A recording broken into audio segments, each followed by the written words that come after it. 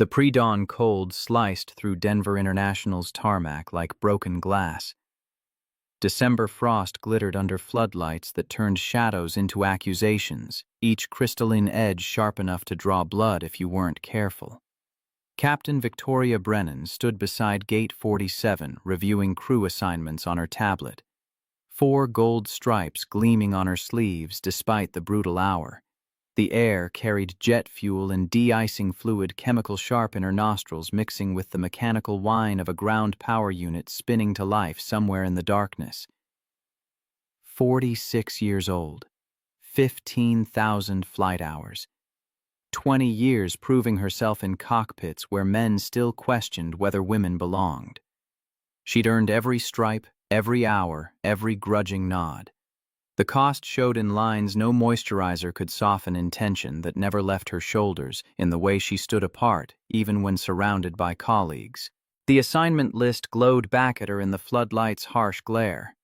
First Officer Harrison, her usual partner, competent and blessedly quiet someone who'd learned the rhythm of Vic's command style, had called in sick at 3 in the morning. In his place, First Officer Daniel Cross. The name meant nothing.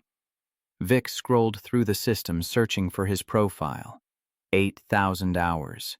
Type ratings on the 737. Clean record. But no history with her, no established pattern, no reason to trust he could handle the demands she placed on her crew. Her phone buzzed. Thomas Whitmore, Chief of Flight Operations, his text arriving before she could formulate her complaint.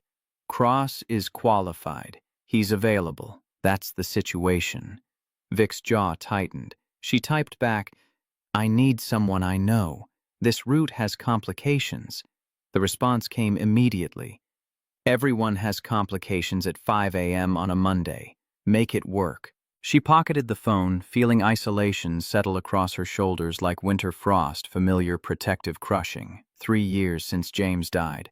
Heart attack at 48, sudden and brutal, leaving her with a 7-year-old daughter, and grief so consuming she'd buried it under work, under control, under the rigid structure of command that kept her from feeling anything at all. Emily was staying with Vic's mother this week. School break.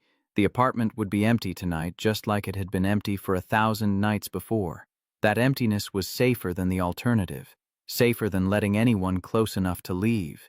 The operations center hummed with pre-flight activity. Dispatchers confirmed weather patterns, their voices carrying over the hiss of industrial coffee makers and the electronic chirp of departure boards updating. Ground crews ran final checks. The rhythm was familiar, almost soothing. Vic moved through it with practiced efficiency, gathering flight plans, reviewing fuel calculations, checking NOTAM reports for temporary flight restrictions along their route. Phoenix-bound morning departure business travelers who expected on-time performance and smooth landings. She could deliver both. She always delivered both. 6 o'clock. Daniel Cross hadn't appeared.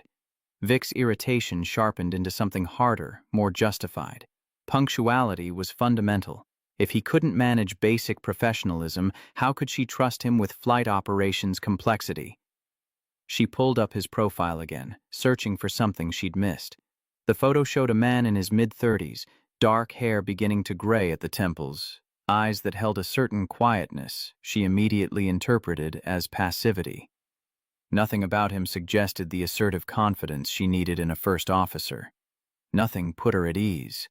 Thomas Whitmore emerged from his office, coffee and hand exhaustion etched into features that had witnessed every variation of pilot drama over 3 decades of operations management. He spotted Vic and changed course, heading toward her with the resigned expression of someone about to deliver news he knew wouldn't be well received. The scent of his coffee, burnt hours old, preceded him. The words escaped before he reached her. "I know what you're going to say." Vic didn't let that stop her. "I need First Officer Harrison. He's sick. Actual sick, not avoiding you sick. Then give me Kowalski, someone with experience on this route." Thomas set his coffee down on the nearest desk, buying himself a moment. The ceramic mug met metal with a dull thunk that somehow carried finality. "Harrison's maxed his duty hours. Kowalski's in Seattle." "Cross is your option, Vic. Your only option if this flight departs on schedule. I don't know him. You didn't know Harrison the first time you flew together either. You made it work. That was different. Thomas's expression shifted, something harder entering his eyes. How? Because Harrison learned to anticipate your moods. Because he figured out how to stay quiet when you wanted silence and speak up only when you asked direct questions. Because he adapted to your style instead of challenging it. The accusation landed with precision. Vic felt defenses rising, the same automatic response that had protected her through 2 decades of men telling her she was too aggressive, too demanding, too difficult. I maintain high standards. That's not a character flaw. No one said it was. But there's a difference between high standards and impossible expectations. Thomas picked up his coffee again, signaling the conversation's end. Cross will meet you at the aircraft at 6:15. Give him a chance, Vic. That's all I'm asking. She watched him walk away, feeling the weight of his disappointment like a physical thing pressing down on her sternum. Other pilots moved through the operations center with easy camaraderie, sharing coffee and weather updates and the casual banter that came from trust. Vic stood apart, as she always stood apart, protected by distance and authority, and the wall she'd built between herself and everyone who might get close enough to hurt her. The wall had served its purpose. It kept her focused. It kept her safe. It kept her alone. 6:15 arrived with winter darkness still clinging to the sky. Vic made her way across the tarmac, her breath forming clouds that dispersed in the floodlight's harsh beams. The Boeing 737 waited beneath those lights like a patient animal, its fuselage gleaming, its engines silent. The walk-round inspection was ritual familiar, something she could perform with eyes half closed. Landing gear, secure, tires properly inflated, no visible hydraulic leaks. Wings clear of ice control surfaces moving freely. She'd performed this check 1,000 times, knew every inch of the aircraft's exterior, trusted the maintenance crews, but verified their work anyway, because trust required verification, and verification required. A figure moved beneath the starboard wing flashlight beam, cutting through the darkness. Tall, methodical in his movements, crouching to examine something Vic had already cleared. Irritation spiked. This must be Cross wasting time on an inspection already completed, creating problems where none existed. She called across the tarmac, her voice carrying the authority of rank and impatience. "First officer, the walk-round is complete. We need to begin pre-flight systems check." He straightened, flashlight still trained on the landing gear assembly. Even in the dim light, she could see the careful attention in his posture, the deliberate way he was examining something specific. He turned toward her, voice, his face calm, showing no reaction to her tone. "Captain Brennan, I'm Daniel Cross.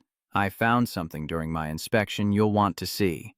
Vic closed the distance between them, already formulating her response. She'd cleared this aircraft 20 minutes ago. Nothing about the landing gear had raised concerns. If he was creating problems to demonstrate thoroughness, to make himself look diligent, she'd make it clear that theatrical safety consciousness served no one. The words formed sharp. "I've already completed the walk-round, first officer. What exactly did you find that I missed?" He pointed his flashlight at the concrete beneath the right main landing gear. A small pool of fluid, dark and fresh, glistened under the beam.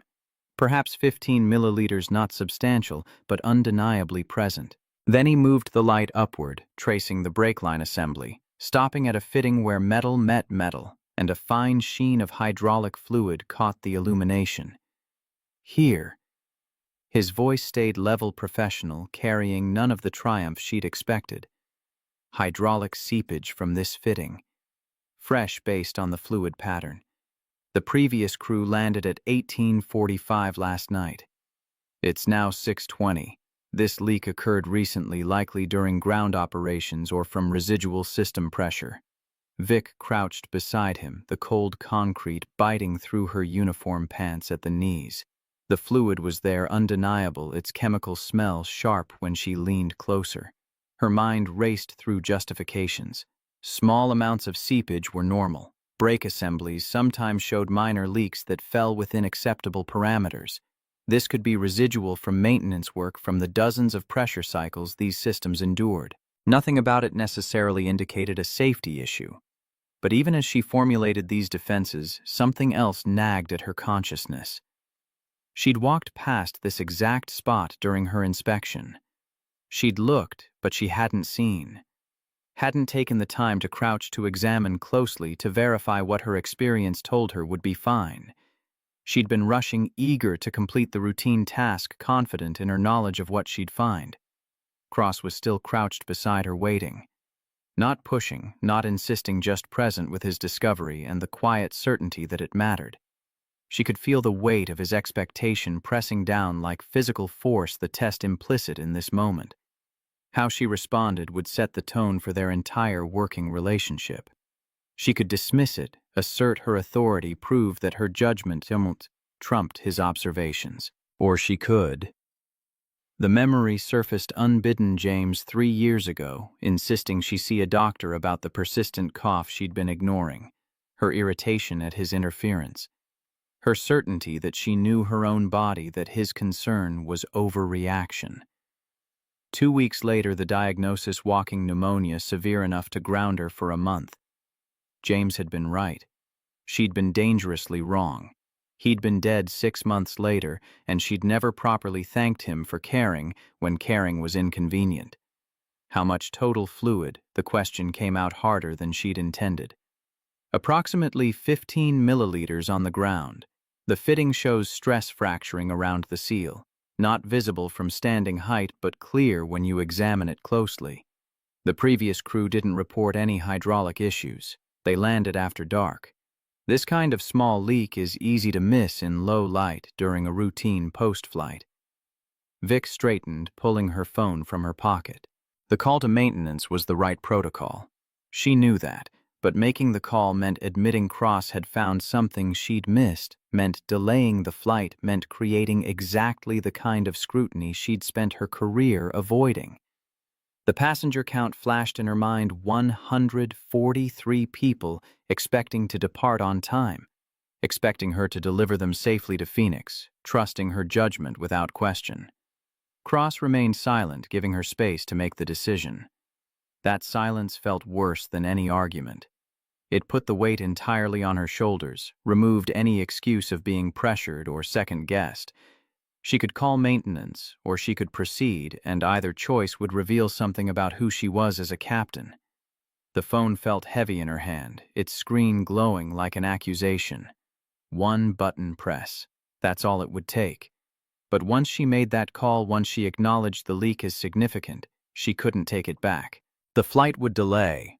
Corporate would demand explanations. Her perfect on-time record would take a hit. And First Officer Daniel Cross would know that his judgment had overruled hers on their first flight together. "Captain."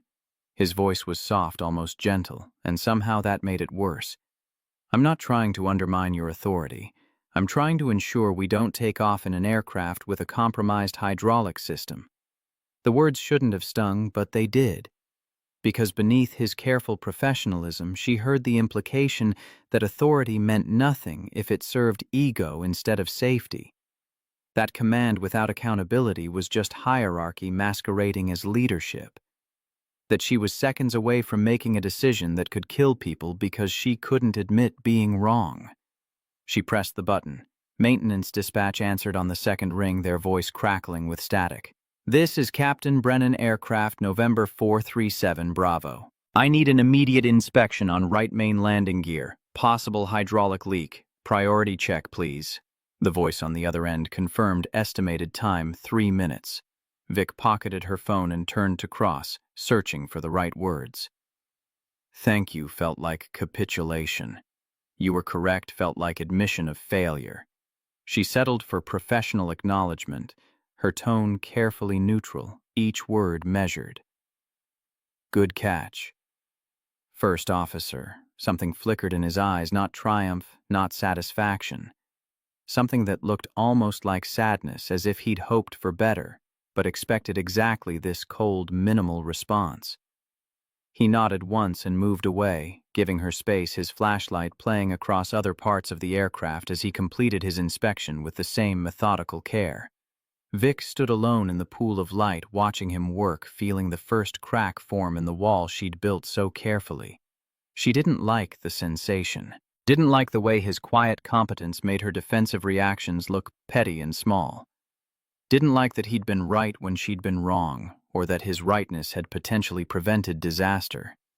The maintenance truck appeared at the edge of the tarmac, yellow lights flashing its diesel engine rumbling through the pre-dawn quiet. Elena Rodriguez, senior technician, climbed out with her equipment bag, moving with the efficient urgency of someone who understood that every minute counted when an aircraft sat grounded. Vic had worked with her before, trusted her assessment, knew she wouldn't sugarcoat findings. Elena crouched where Cross had crouched, her flashlight joining his and examining the fitting.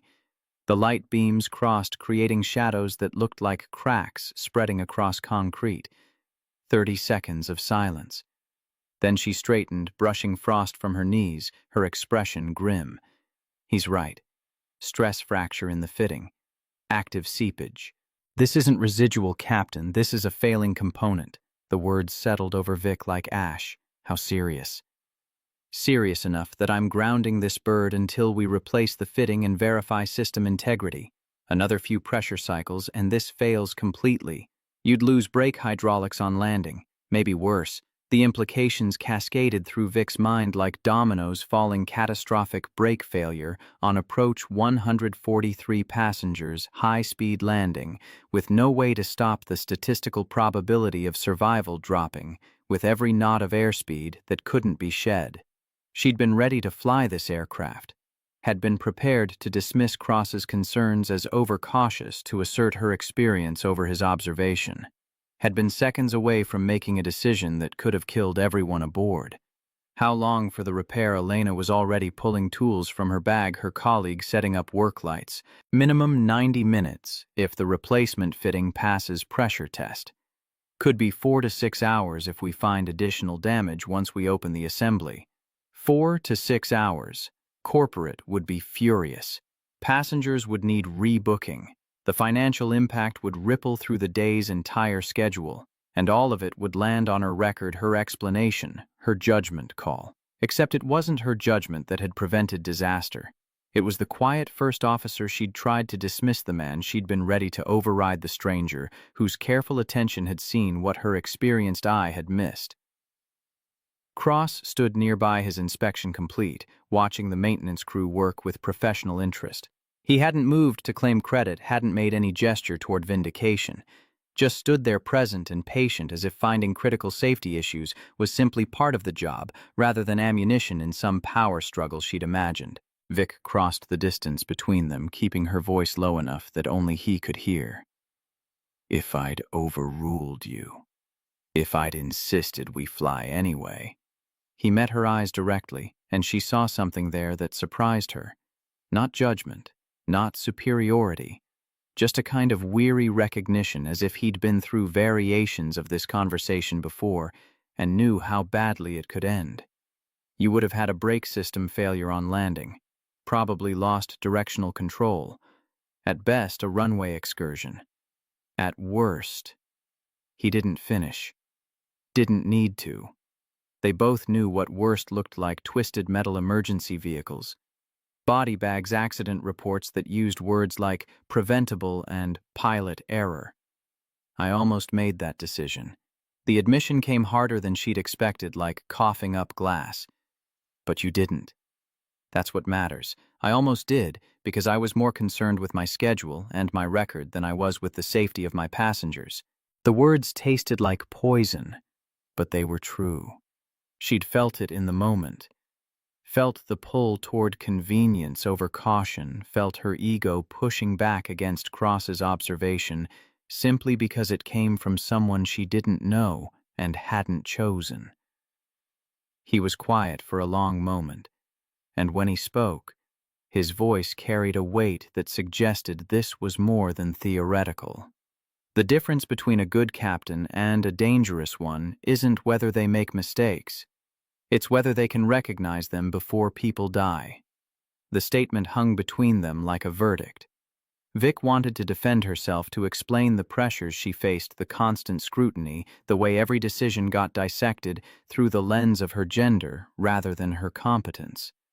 But none of that changed the fundamental truth: she'd been seconds away from killing 143 people because she'd prioritized her authority over a first officer's observation.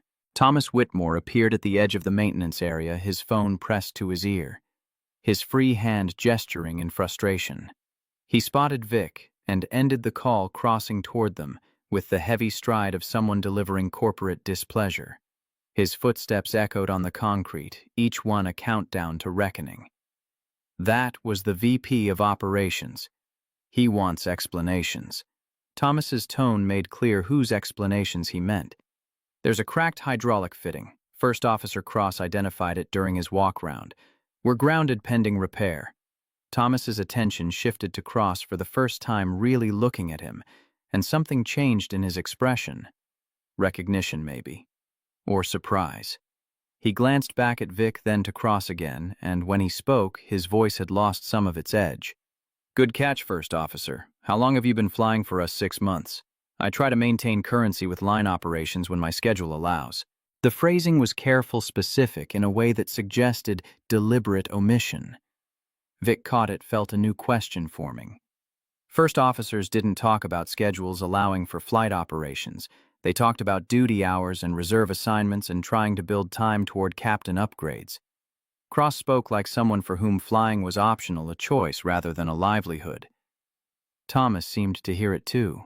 His jaw tightened almost imperceptibly, and when he turned back to Vic, his expression had shifted into something more complex than simple frustration. I need to see you in my office when maintenance clears the aircraft. Both of you. He walked away without waiting for acknowledgement, leaving Vic with the growing certainty that something else was happening here. Something beyond a simple crew assignment and a fortunate catch of a mechanical issue.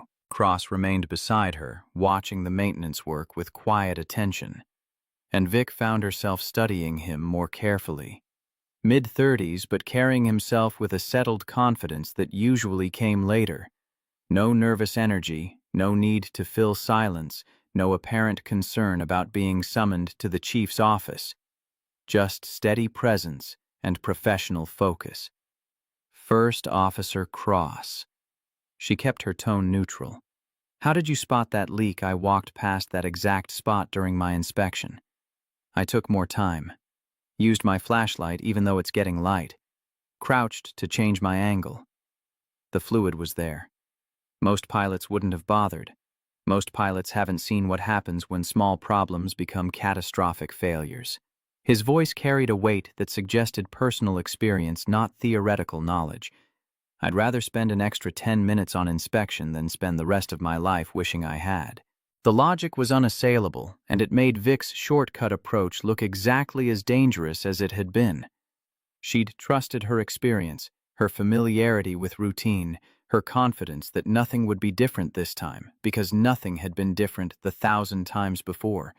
She'd stopped really looking, because she believed she already knew what she'd see.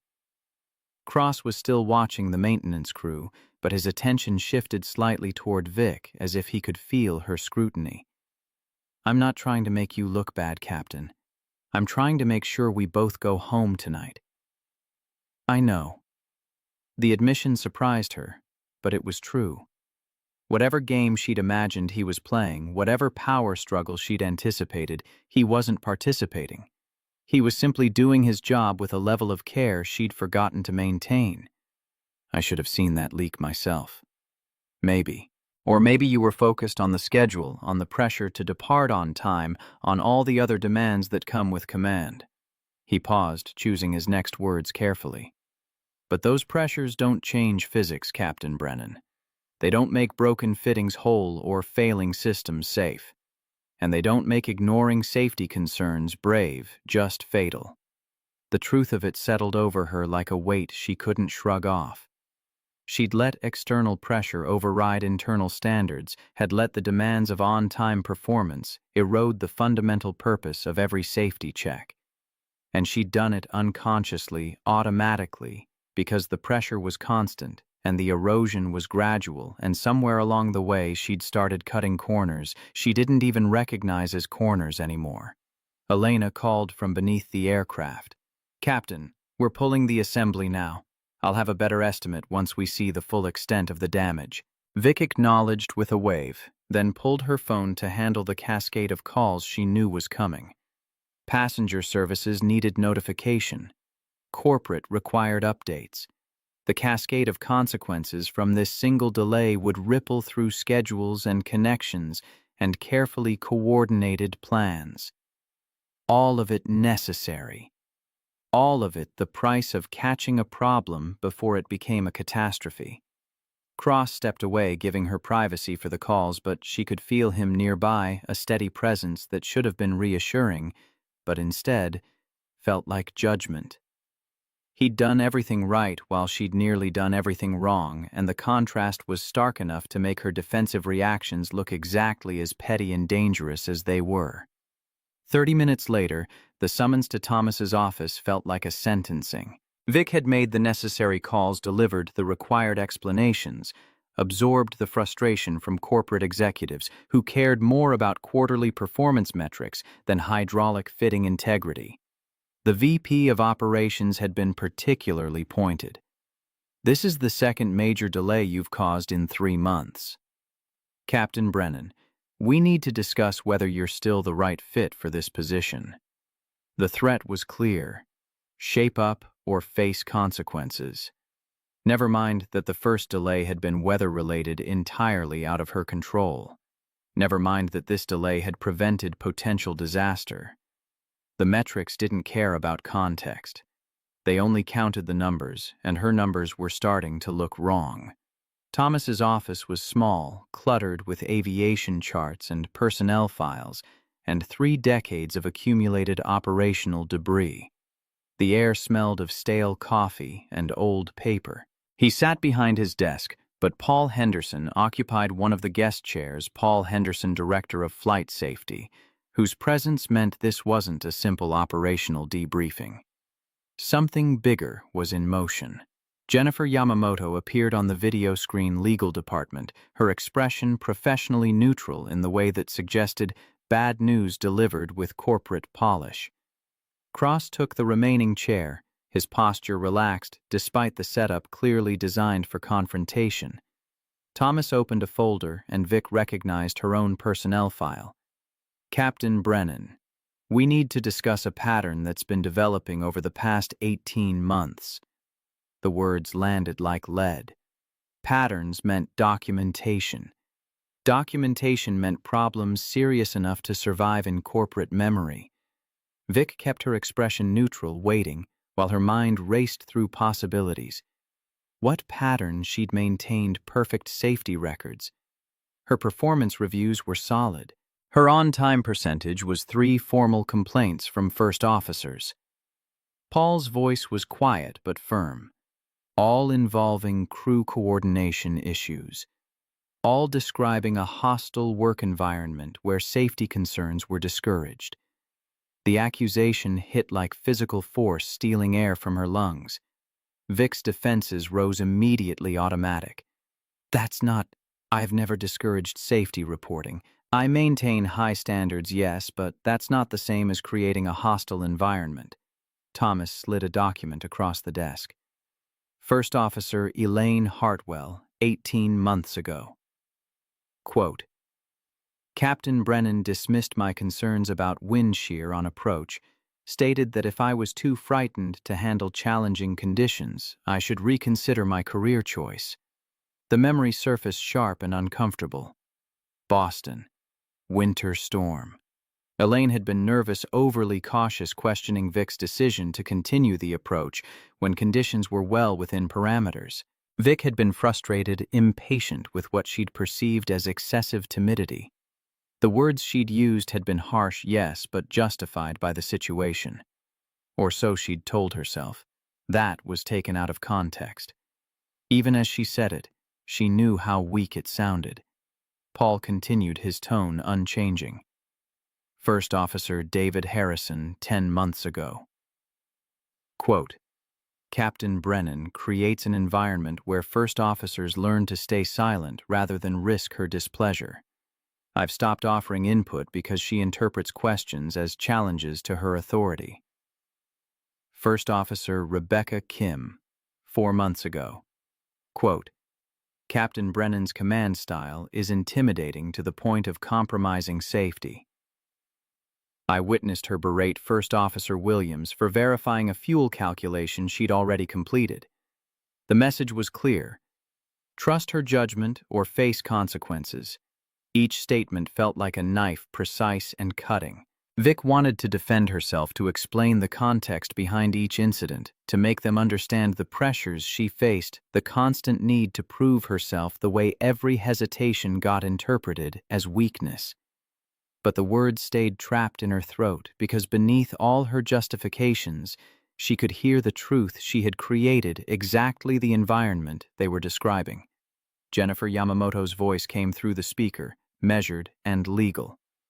Captain Brennan, the company takes crew coordination very seriously. Federal regulations require a culture where all crew members feel empowered to voice safety concerns. These complaints suggest you've been creating the opposite.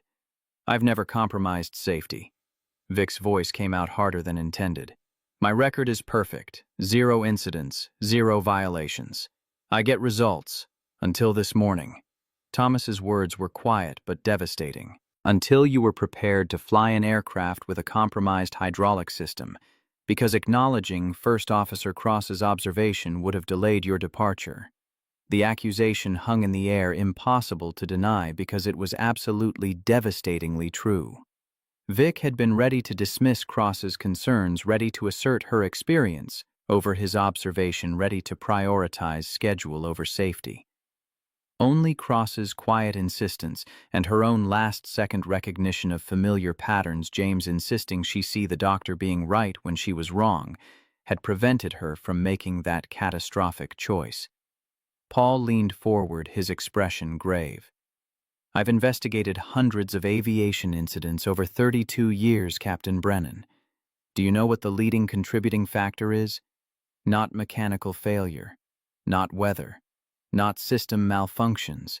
It's crew coordination breakdown. Captains who don't listen. First officers who don't speak up. Cultures where hierarchy matters more than safety. He pulled out photographs, spreading them across Thomas's desk like cards in a terrible game. Aircraft wreckage. Accident reports. Lists of casualties. Vic recognized some of them from her own training. Korean Air 801, Tenerife United 173. Cases studied in every aviation safety course, examples of what happened when crews stopped functioning as teams. Every one of these started the same way. Paul's finger traced across the images. A captain who wouldn't listen. A first officer who couldn't effectively communicate.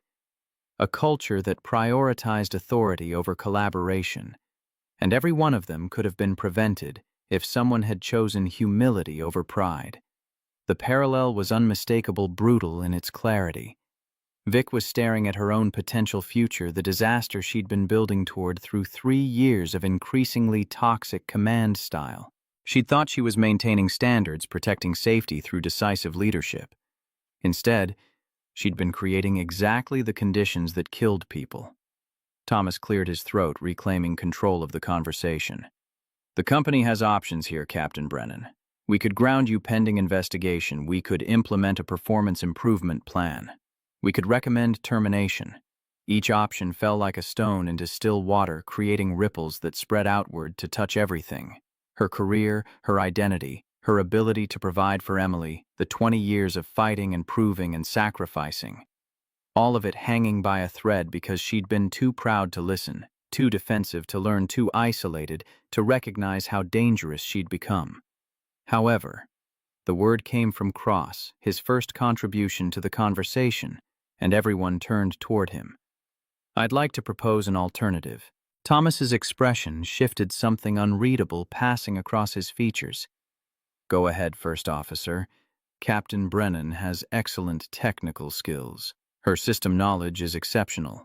Her decision-making in actual emergencies has been consistently sound. Cross's voice remained level factual. The issue isn't competence, it's crew coordination, and that's teachable. Paul raised an eyebrow. You're suggesting remedial CRM training. I'm suggesting intensive, focused development. 3 months, 7 designated flights together, each one targeting specific coordination skills, monthly evaluations, final assessment by someone Captain Brennan has harmed in the past, someone who can verify whether the change is genuine. The proposal hung in the air, more generous than Vic deserved, more demanding than simple training. It offered redemption, but required genuine transformation. It preserved her career, but stripped away the protective shell of authority she'd hidden behind. Jennifer's voice came through the speaker. That's highly irregular. We don't typically structure remedial programs around specific crew pairings. Then consider it an exception. Cross's tone didn't change, but something in his posture suggested this wasn't a request. Captain Brennan made a significant error in judgment this morning, but she also made the right call when it mattered. That suggests capacity for change. I'm willing to invest 3 months in seeing if that capacity can become consistent practice. Thomas was watching Cross with that same unreadable expression, and Vic suddenly understood he knew something about Cross that she didn't. Something that explained why a first officer was proposing training programs instead of accepting whatever decision management handed down. Something that gave Cross authority beyond his rank. Why? The question escaped before Vic could stop it. Why would you offer this? I've been nothing but hostile. I dismissed your concerns. I nearly made a decision that could have killed everyone aboard. Why invest time in someone who's treated you exactly the way these complaints describe? Cross turned to face her fully, and for the first time she saw past his careful neutrality to something deeper. Grief, maybe. Or recognition of something he'd lost and didn't want others to lose the same way. Because I don't invest in airlines to fire good pilots. The words came quiet but certain. I invest to build cultures where safety matters more than ego. And sometimes that means giving people the chance to become better than their worst moments. The statement landed like a bomb. Invest in airlines, not fly for airlines. Invest. Ownership language. Authority that came from something beyond crew assignments and duty rosters. Vic's mind raced through implications through the careful way Thomas had been watching Cross, through the deference Paul and Jennifer showed, despite Cross's nominal rank as first officer. Who are you? Her voice came out barely above a whisper. Thomas answered, his tone heavy with something that might have been apology or warning. First Officer Daniel Cross owns 37% of this airline, Captain Brennan. He purchased his stake 6 months ago through a private investment group. He's been flying line operations to assess our culture firsthand, to understand what actually happens in cockpits when corporate isn't watching. The revelation crashed over Vic like decompression, sudden violent stealing air from her lungs. Owner. 37%. Watching. Evaluating.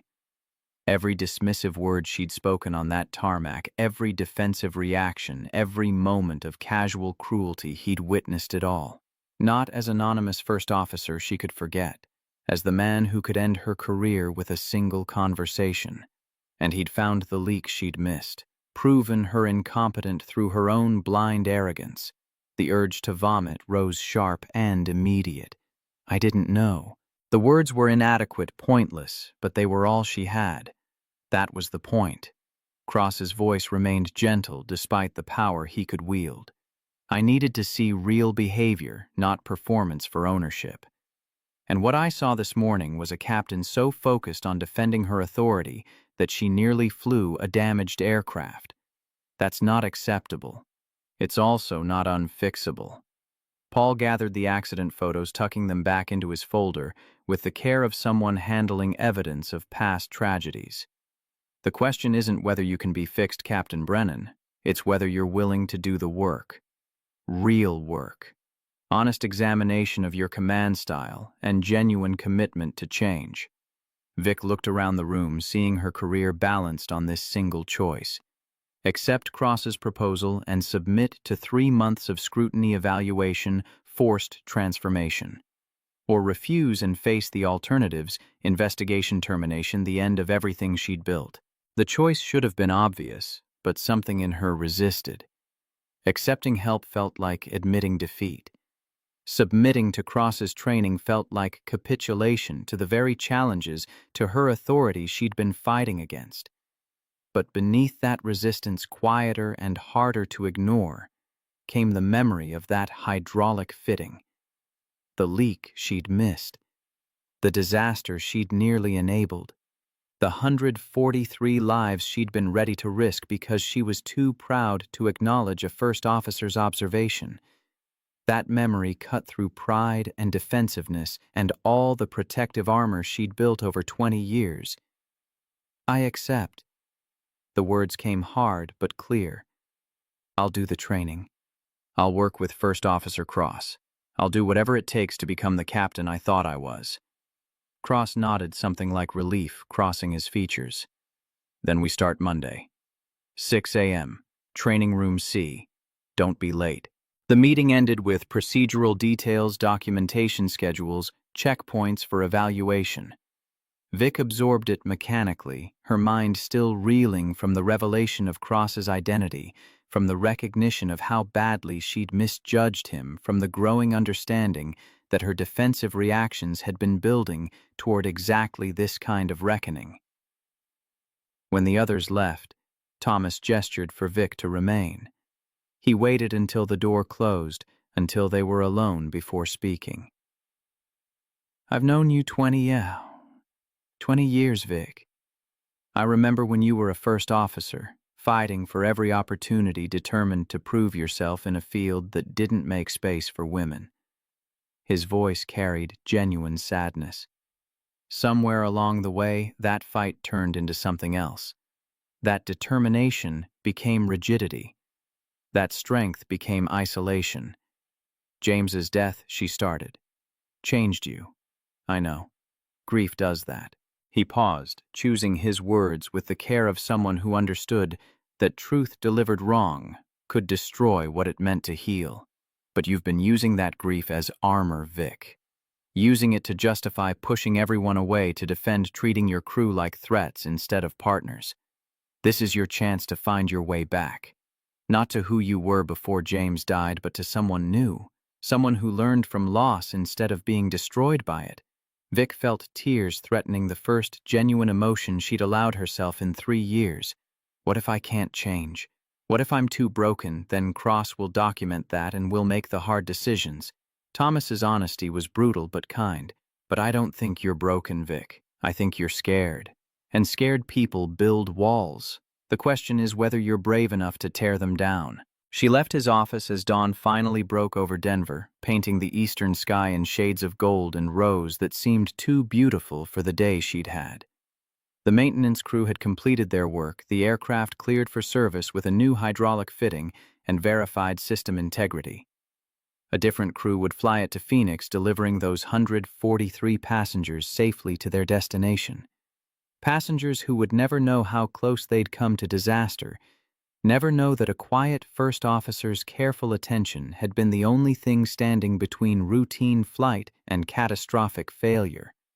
Vic walked to her car alone, as she always walked alone, but the isolation felt different now. Less like protection and more like prison. Her phone showed messages from her mother, from Emily, from the life she'd been holding at arm's length, because closeness meant vulnerability and vulnerability meant pain. She'd thought she was being strong, maintaining control, protecting herself from further loss. Instead, she'd been slowly dying inside that protective shell, becoming someone she didn't recognize, building toward disaster, one defensive reaction at a time.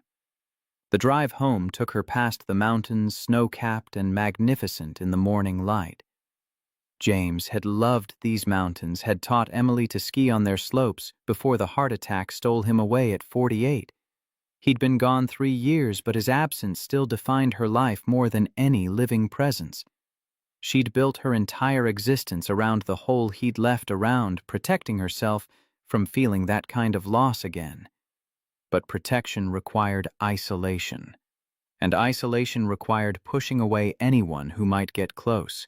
First officers who questioned her judgment, crew members who offered input, her own daughter who needed a mother present instead of perfect. She'd sacrificed connection for safety, warmth for control, life for the illusion of invulnerability. Cross had seen through all of it in a single morning, had watched her nearly kill 143 people to defend her authority, had recognized the toxic pattern for exactly what it was, and had still offered redemption. Not because she deserved it. Because transformation was possible, and building better cultures meant investing in people's capacity to change. Her apartment waited empty and pristine and perfectly controlled. Vic stood in the doorway looking at the space she'd created, beautiful and sterile, organized and lifeless. The Christmas tree stood in the corner, expensive ornaments arranged with designer precision, no warmth or memory or love visible in its perfect symmetry. Emily's drawing was still on the refrigerator, that heartbreaking message in crayon, "I miss Daddy. I miss old Mommy, too." Vic pulled out her phone and dialed before she could talk herself out of it. Her mother answered on the second ring. "I want Emily to come home, today.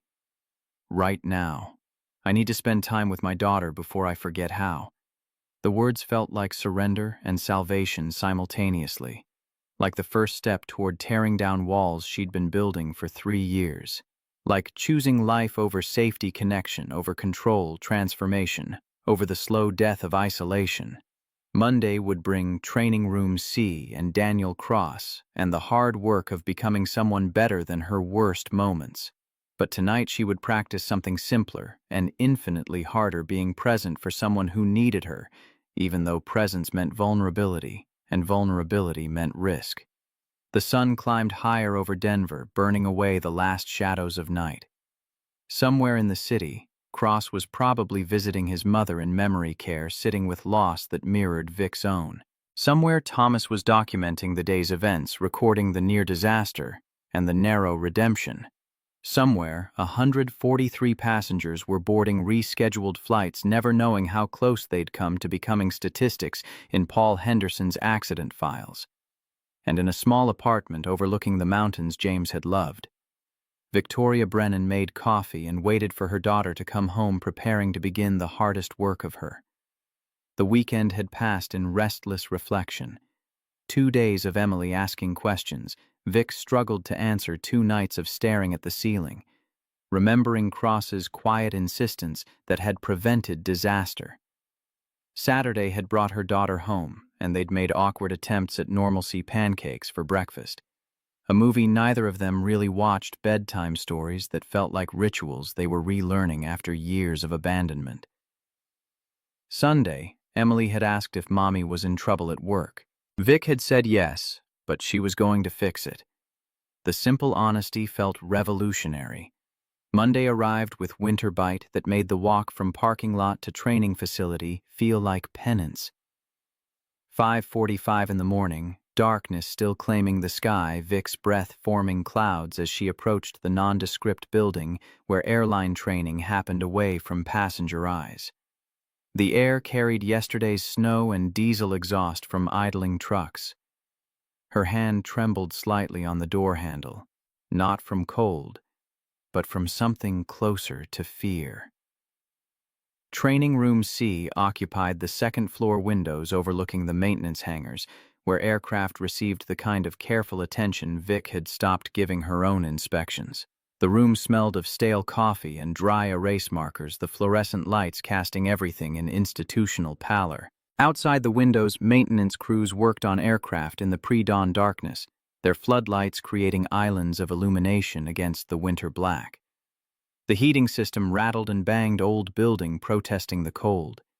The room was standard corporate tables arranged in a U-shape, whiteboards covering 2 walls, projection screen, waiting, blank and patient. But what made Vic's stomach clench wasn't the setting. It was the woman standing at the front of the room, her posture professional, but her eyes carrying 3 years of accumulated hurt. Jessica Park. 38 now, her dark hair pulled back in a style that suggested military precision. her expression carefully neutral in the way people learned when they'd been damaged and chose professionalism over emotion. Vic remembered her as a first officer, competent, thorough, perhaps overly cautious. She didn't remember destroying her.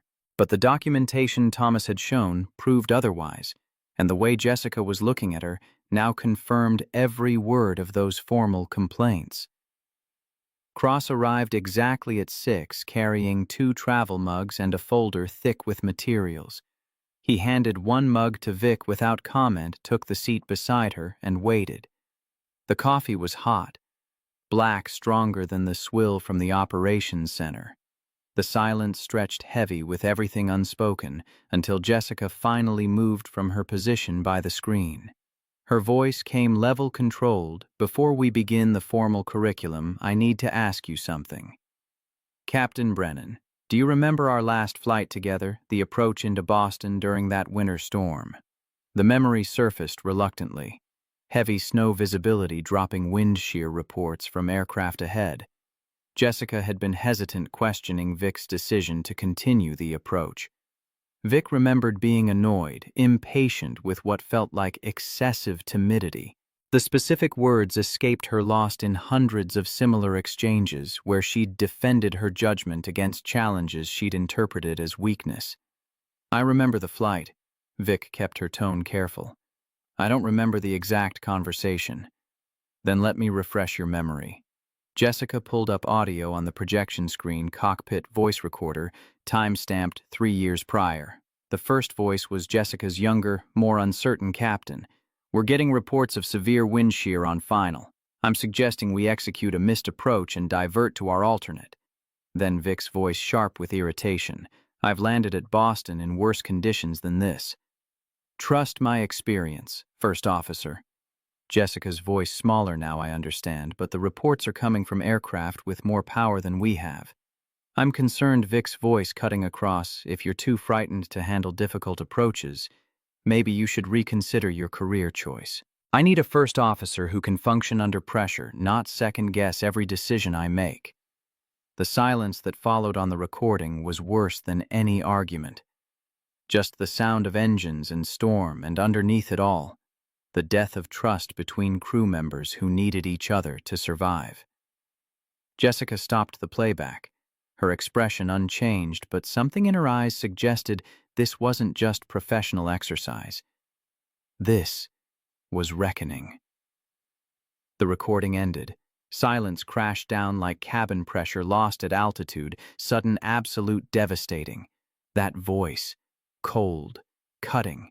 "If you're too frightened to handle difficult approaches, maybe you should reconsider your career choice." She'd said that 3 years ago, yes, but the cruelty was hers, undeniable, preserved in digital recording that wouldn't let her rewrite history or soften the edges.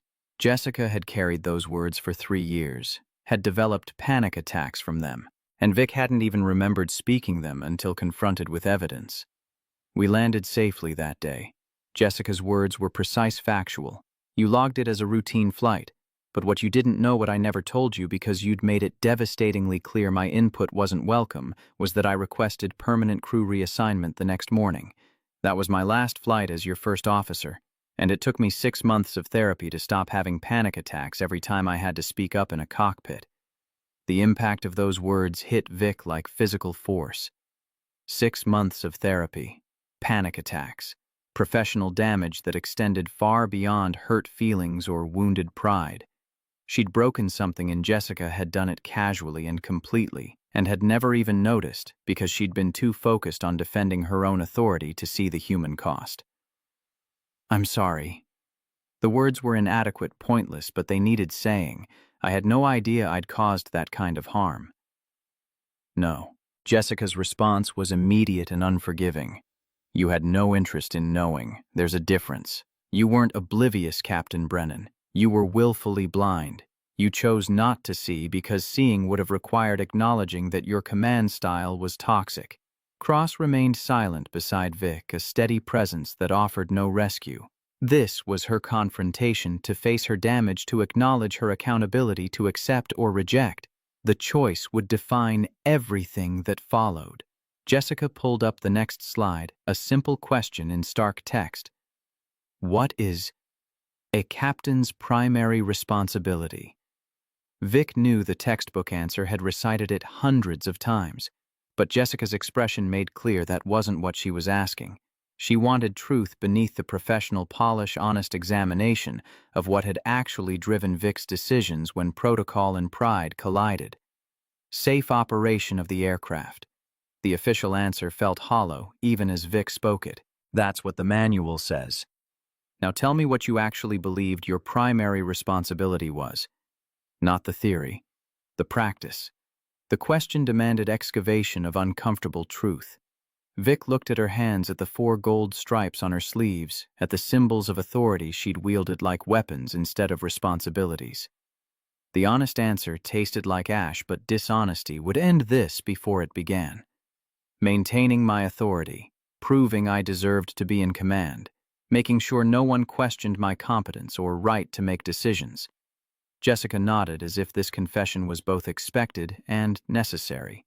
She pulled up the next image, wreckage of a commercial aircraft, twisted metal, and emergency vehicles surrounding what had once been someone's routine flight. The identifying information appeared: Korean Air Flight 801, Guam, 1997. 228 dead, experienced captain, qualified crew, routine approach. The first officer and flight engineer both noticed problems with the approach. Both recognized they were off course. Both failed to communicate effectively because the cockpit culture discouraged challenging the captain's authority. Jessica's voice remained clinical, but something underneath carried weight of personal investment. The captain was fatigued making errors in judgment, and his crew couldn't find a way to tell him before it was too late. More images followed. Tenerife, the deadliest accident in aviation history. 583 dead because a captain's impatience overrode proper procedures. United, 173 running out of fuel while the captain focused on landing gear and ignored increasingly desperate warnings about fuel state. Avianca 52 crashing because the first officer couldn't effectively communicate their fuel emergency to air traffic control. Each one showing the same pattern: hierarchical cockpit culture. Silenced crew members, captains who wouldn't listen until listening no longer mattered. Notice the pattern. Jessica's finger traced across the accident reports. In every case, there were crew members who saw the problem, who knew something was catastrophically wrong, who tried to speak up. But the captain's authority created an environment where those warnings couldn't be heard effectively, where hierarchy mattered more than safety, where pride killed people. She turned from the screen to look directly at Vic, and the compassion in her expression was somehow worse than anger would have been. You created that same environment, Captain Brennan. Maybe not to the same extreme, maybe not with the same catastrophic results, but the pattern was identical. And if it had continued unchecked, eventually, you would have ended up in a situation where someone's silence you created through intimidation, would have led to disaster.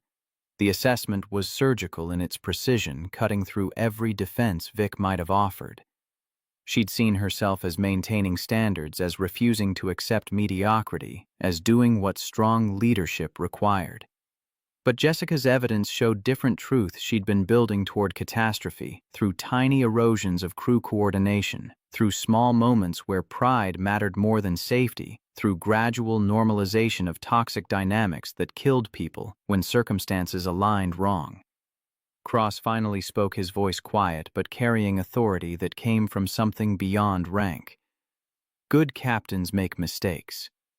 Dangerous captains make mistakes and defend them. Great captains make mistakes, recognize them before people die, and build systems that catch future errors. The statement hung in the air like verdict and challenge simultaneously. Jessica pulled up the final image, black box transcript from a flight Vic didn't immediately recognize. Then she saw the date, saw her own name in the crew listing, felt ice form in her chest.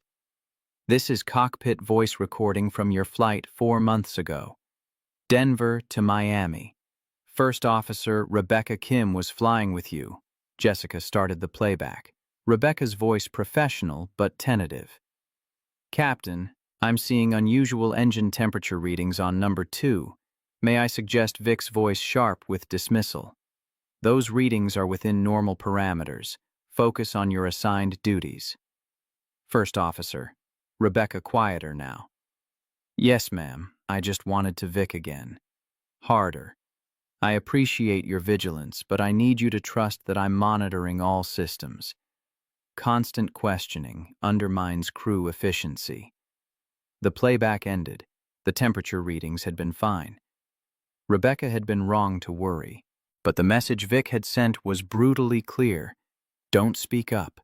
Don't question. Don't offer input unless explicitly requested.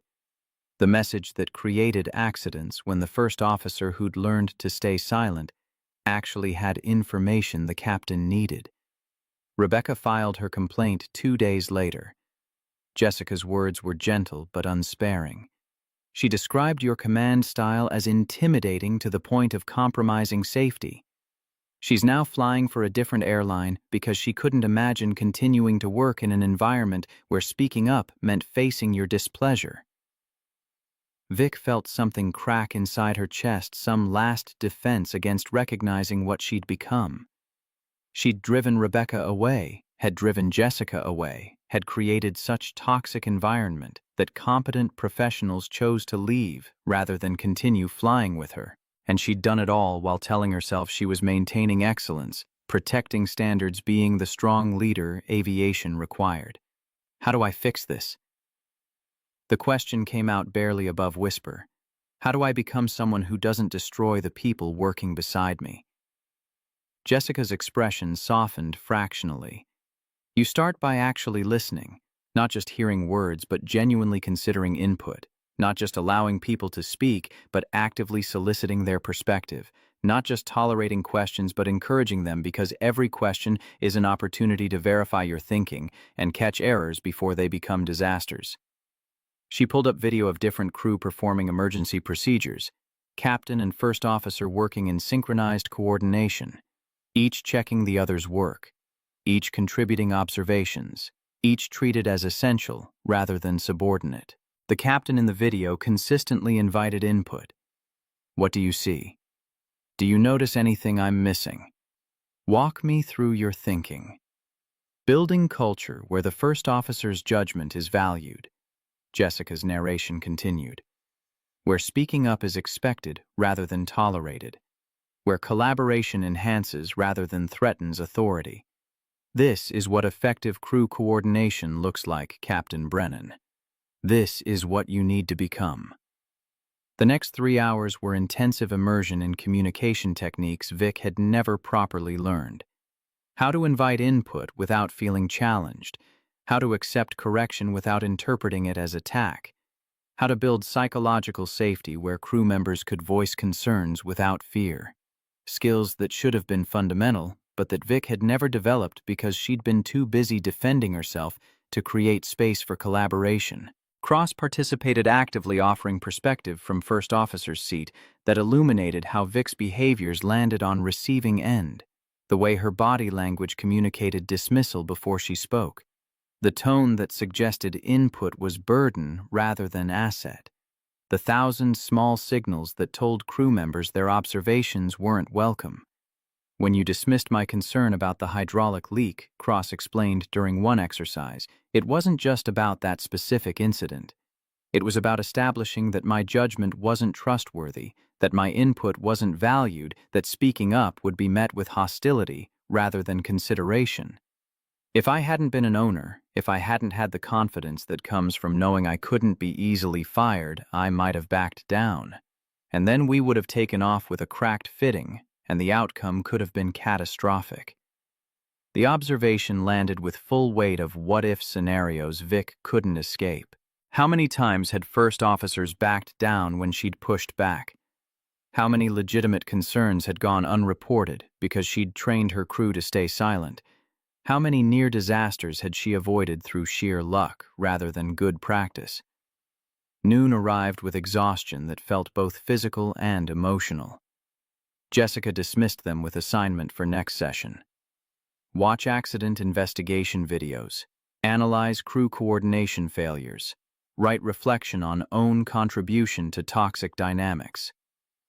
Homework like graduate school, except the stakes were measured in lives rather than grades. Cross walked with Vic toward the parking lot, neither speaking until they reached the cars. The day had warmed slightly, melting frost into puddles that reflected the pale winter sky. Then he stopped, turned to face her directly, and something in his expression suggested he was about to share truth he didn't offer casually. I need to tell you why I care so much about crew coordination, why I invested in this airline, why I'm willing to spend 3 months helping you transform. His voice was steady, but underneath ran current of grief that never quite healed. My younger sister died in Colgan Air Flight 3407, February 2009. She was passenger on commuter flight that crashed on approach to Buffalo. 50 people died because the captain and first officer couldn't coordinate effectively during a stall recovery. The accident came back to Vic immediately. Continental connection, flight, icing conditions, captain pulling back on controls when he should have pushed forward. First officer, confused about what was happening. Both of them failing to communicate clearly until the aircraft departed, controlled flight and crashed into a house. One of the most preventable accidents in modern aviation caused entirely by crew coordination breakdown. Sarah was 26. Cross's words came quiet but absolute. She was visiting our mother. She'd just gotten engaged. She had her whole life ahead of her. And she died because 2 pilots in a cockpit couldn't work together effectively under pressure. He pulled out his phone, showed Vic a photo young woman with Cross's same dark eyes laughing at something outside the frame, alive and beautiful. And gone. The image made the abstract statistics of accident reports suddenly devastatingly human. His thumb traced the edge of the phone screen, the gesture unconscious, practiced. How many times had he looked at this photo in the 15 years since that crash? How many times had he promised Sarah's memory that her death would mean something, would prevent future tragedies, would transform the industry that had killed her? I bought into this airline because I wanted to change the culture. To make sure what happened to Sarah doesn't happen to anyone else. To build an environment where captains and first officers function as teams rather than hierarchies. He pocketed the phone, met Vic's eyes directly. You're not the first captain I've flown with who had toxic command style, but you're the first who seemed capable of recognizing it and changing. That's why I'm here. That's why this matters. The revelation reframed everything. This wasn't abstract principle or corporate mandate. This was personal mission born from unbearable loss from watching someone he loved die because pilots couldn't collaborate effectively. Cross had turned his grief into purpose, and he was offering Vic the same transformation, the chance to let her own losses make her better rather than bitter. I'm sorry about Sarah. The words were insufficient but necessary, and I'm sorry you had to watch me almost repeat the same patterns that killed her. You didn't repeat them. Cross's correction was gentle but firm. You caught yourself. That's the difference. That's why I believe you can change. They separated to their cars, Vic carrying the weight of Sarah's death alongside her own failures. The drive home took her past Emily's school, where her daughter was finishing first day back after winter break. Vic had promised to pick her up to spend the afternoon together, to practice the presence she'd been avoiding for 3 years.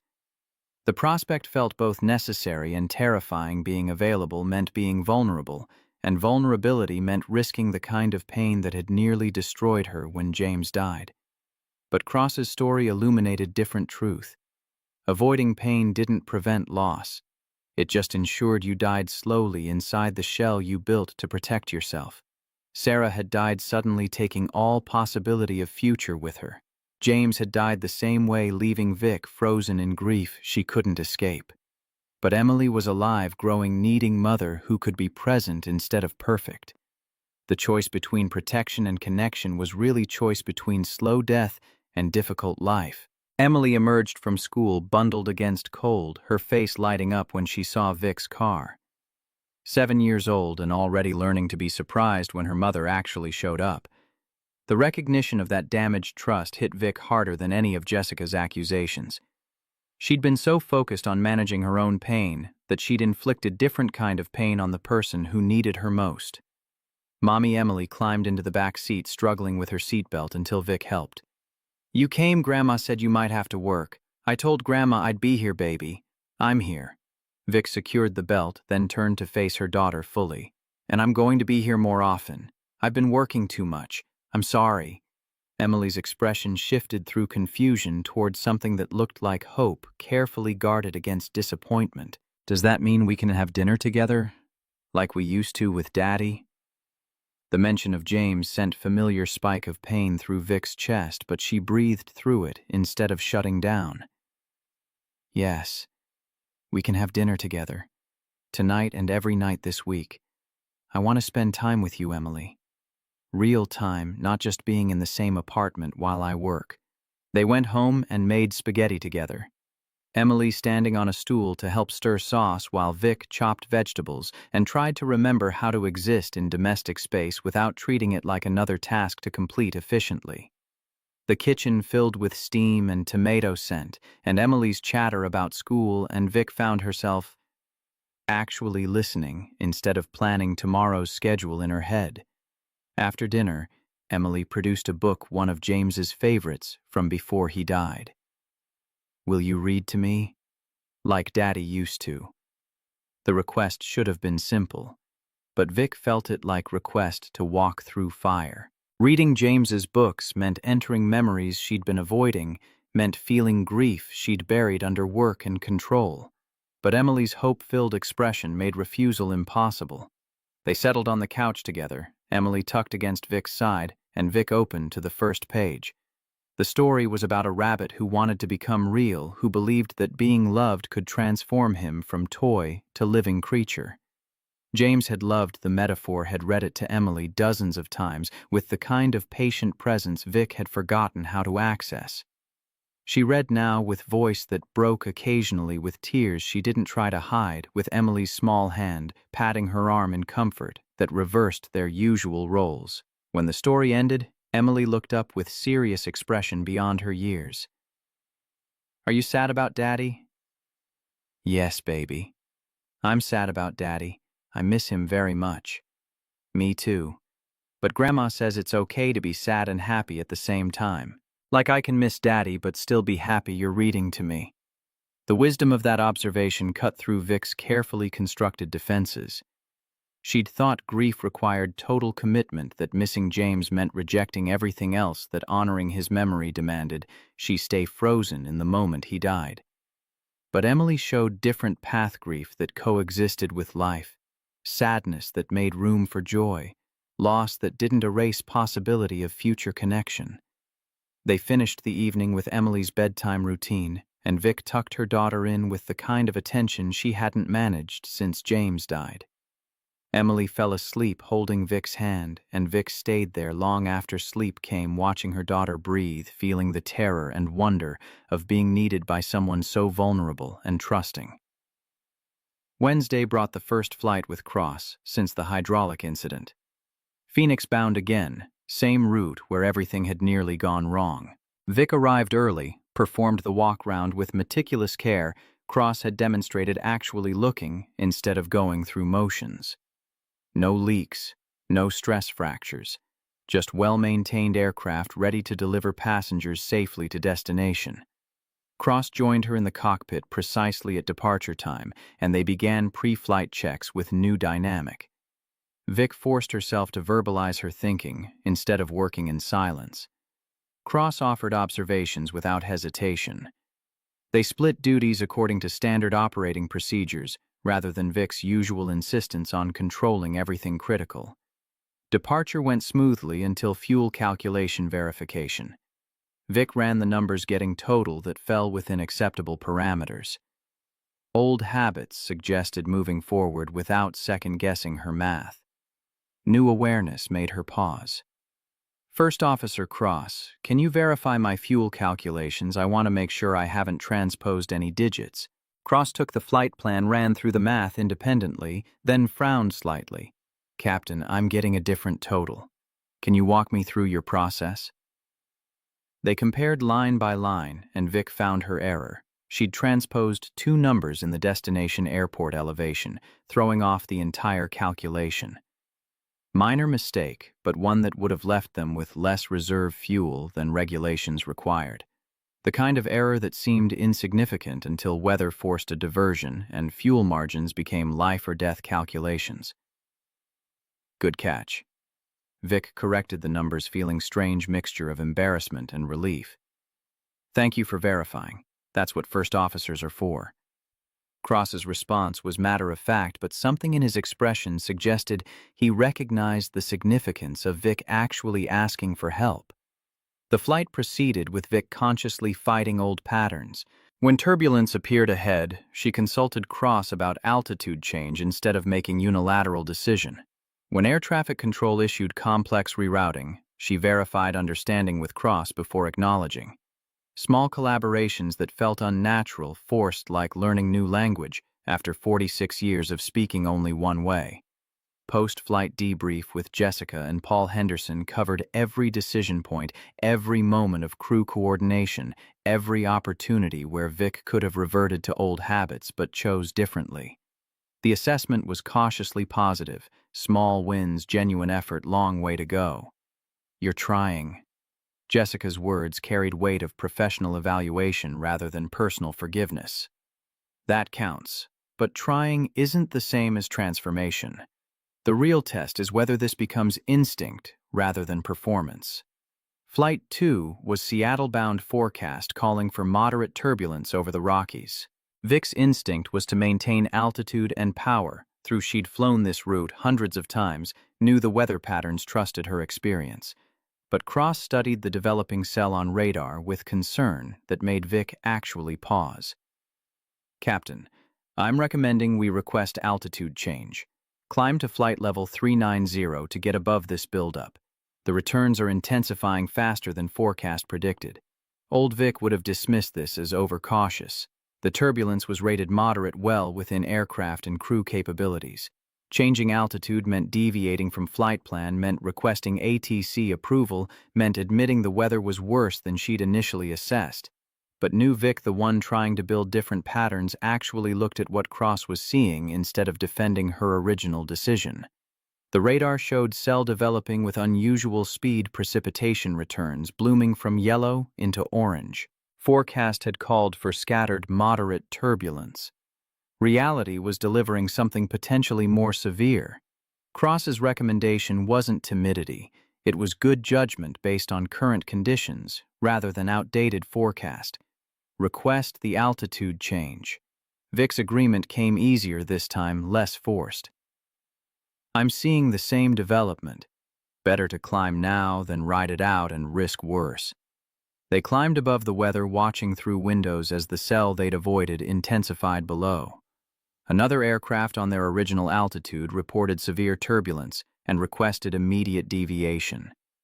Cross and Vic exchanged glance that communicated without words his caution had been correct, her initial assessment wrong. The kind of correction that built trust instead of eroding it. Flight 3 tested different skill communication during complex operations. Chicago approach controller issued rapid-fire amendments to their arrival, changing runways and approach procedures due to shifting winds. Vic started to acknowledge alone, then caught herself. First officer, did you copy that routing? Cross read back the clearance, then added, I think there's ambiguity in the waypoint designation. Should we clarify with approach before proceeding? Vic's first instinct was defensive. She'd understood the routing perfectly, didn't need clarification, could handle the complexity. But she forced herself to actually consider Cross's question, instead of dismissing it. He was right. The waypoint designation was non-standard, left room for interpretation, could lead to navigation error if they guessed wrong about controller's intent. Good point. Let's clarify. She keyed the radio, requested verification, received corrected routing that differed from her initial interpretation. The moment was minor, but significant. Cross had caught potential error. Vic had listened instead of defending. Together, they'd prevented possible navigation deviation. The pattern Jessica had described in training collaboration that enhanced rather than threatened authority. Flight 4 revealed how easily old patterns could resurface under stress. Vic learned that morning of insurance premium increase directly attributable to her documented crew coordination issues. The financial consequence of her toxic command style made concrete and expensive. She arrived at the aircraft already defensive, already feeling the old walls rising to protect herself from acknowledging harm she'd caused. During pre-flight, Cross asked routine question about fuel reserves, and Vic snapped, "I know how to calculate fuel, first officer. I don't need supervision." The words came out sharp, dismissive, exactly the tone she'd been working to eliminate. Cross didn't respond immediately, just looked at her with expression that suggested he recognized the regression for what it was. They completed pre-flight in uncomfortable silence, Vic's defensiveness hardening with each passing minute. Halfway through, the flight turbulence jostled the aircraft hard enough to wake sleeping passengers. Cross noted the intensity suggested they activate the seatbelt sign earlier than standard procedure required. Vic heard herself preparing to refuse to assert her judgment about when precautions became necessary to treat his suggestion as challenge rather than collaboration. Then she caught herself, heard her tone in her head, recognized the pattern she was falling back into because stress made old habits easier than new growth. The recognition stopped her. Mid-breath shifted what she'd been about to say into something different. "You're right, and I apologize for snapping during pre-flight. I'm frustrated with myself, not you, and I let that frustration affect how I treated you. That was inappropriate." Cross's surprise was visible for just a moment before professionalism smoothed his expression. "Acknowledged, Captain. We're human. Recovery matters more than perfection." The grace in that response, the willingness to accept apology and move forward rather than holding grudge, made Vic's throat tight. She'd been prepared for judgment, for documentation of her regression, for evidence that she couldn't actually change. Instead, Cross offered the same patience he'd shown from the beginning, the same belief that transformation was possible even when setbacks occurred. Jessica's next training session focused on exactly that challenge, maintaining new patterns under stress. She showed video of crews facing emergencies, some maintaining coordination under pressure, some reverting to hierarchical commands that compromised effectiveness. The difference wasn't skill or experience. It was practice of collaboration so thorough it became instinct rather than performance. Change under ideal conditions is easy. Jessica's words carried certainty of experience. The test is whether you can maintain new patterns when everything's going wrong, when stress makes old habits attractive, when reverting would be simpler than growing. That's where real transformation happens. She assigned more homework, write reflection on triggers that made Vic defensive, identify early warning signs of regression, develop strategies for catching herself before old patterns took hold. Graduate school for emotional intelligence, except the classroom was cockpit at 35,000 feet, and classmates were passengers whose lives depended on getting it right. Weeks passed in rhythm of flights and training, each one building on lessons from the last, each one revealing new layers of patterns Vic needed to unlearn. Flight 5 brought them to Boston, same route where Vic had broken Jessica 3 years prior. Jessica observed from jump seat, watching with professional assessment that felt like judgment and invitation simultaneously. Weather was similar. Winter storm wind shear warnings, challenging approach conditions that demanded decision about whether to proceed or divert. Vic felt the weight of history in every choice, aware that this was test beyond simple crew coordination. This was opportunity to demonstrate she'd learned from harm she'd caused, that she could make different decisions when facing same circumstances. First officer, what's your assessment of approach conditions? Cross studied the weather data, the reports from aircraft ahead, the deteriorating visibility. When he spoke, his voice was measured but certain. I recommend missed approach and divert to our alternate. Wind shear is intensifying beyond forecast parameters. I'm not confident we can execute safe landing under current conditions. Every instinct Vic had built over 20 years of flying urged her to disagree. She'd landed in worse. The conditions were challenging but within limits. Diverting meant delays, passenger complaints, explaining to corporate why she couldn't complete the mission. But underneath those instincts ran deeper truth. Cross's recommendation was sound judgment from someone whose perspective she'd committed to valuing. Agreed. Execute, missed approach. We'll divert. The decision came without hesitation, without internal struggle. Good call, First Officer. Jessica made notes on her evaluation form, expression still neutral, but something in her posture suggested this had been the test that mattered. Vic choosing collaboration over pride when faced with exact scenario where she'd previously chosen wrong. The demonstration wasn't just technical proficiency. It was evidence of transformation. Flight 6 brought Miami-bound passengers and a first officer Vic had never met. Marcus Chen, 28 years old. Nervous energy radiating from every gesture, the kind of over-eager professionalism that suggested he'd heard stories about her and was terrified of making mistakes. Cross wasn't flying this route intentional absence designed to test whether Vic's transformation held without his steady presence to guide her choices. The pre-flight briefing revealed Marcus's anxiety in the way he triple-checked every item in the slight tremor of his hands on the flight plan, in how carefully he avoided direct eye contact. Vic recognized the fear for what it was. Marcus had researched, her reputation, knew about the complaints and the remedial training expected. The captain, Jessica's testimony, had described rather than the one attempting transformation. First Officer Chen. Vic kept her tone deliberately gentle. I need you to understand something before we fly together. I've made serious mistakes in how I've treated crew members in the past. I've created environments where people were afraid to speak up. I'm working to change those patterns, but I need your help. If you see something concerning, if you disagree with a decision, if you have information I should consider, I need you to tell me. Always. Without hesitation. Marcus's surprise was complete, his professional mask slipping to reveal genuine confusion. Captain... Yes, ma'am. I understand. I'm serious, Marcus. Your judgment has value. Your observations matter. We're a crew, not a hierarchy. Promise me you won't stay silent about safety concerns because you're worried about my reaction. Something in his posture shifted tension, easing fractionally. I promise, Captain Brennan.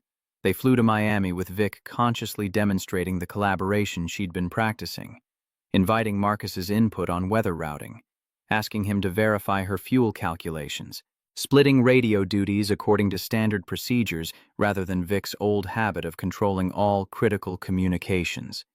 Small demonstrations that built Marcus's confidence until he was offering observations without prompting, contributing to decisions as equal partner rather than subordinate waiting for orders.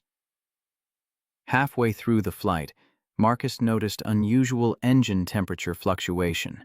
Minor variation, probably nothing significant, the kind of reading that fell within normal parameters, but deserved monitoring. He hesitated before mentioning it, and Vic could see the internal struggle, risk looking paranoid, or trust that this captain actually meant what she'd said about welcoming input. Captain, I might be seeing something, or I might be overly cautious, but engine 2 is showing temperature variations that seem slightly irregular. Old Vic would have checked the readings herself. Dismissed them as normal, perhaps added comment about not wasting attention on minor fluctuations. New Vic actually looked at what Marcus was seeing, actually considered whether his observation warranted investigation, rather than immediately defending her assessment that everything was fine. The readings were subtle, barely outside standard deviation, but Marcus was right that the pattern was unusual. Not emergency, not immediate concern, but worth monitoring and documenting for maintenance review. Good catch. Vic made the entry in the aircraft log, noting the observation for post-flight inspection. That fluctuation could indicate early compressor wear. If you hadn't flagged it, maintenance might not have caught it until the degradation became more serious. Your observation might have prevented future engine issues. Marcus's visible relief suggested he'd expected different response had been prepared for dismissal or criticism. Instead, Vic had validated his judgment and demonstrated that speaking up led to productive outcome rather than hostile reaction. The lesson was more effective than any training session could provide real-world proof that collaboration worked, that crew coordination enhanced rather than threatened authority.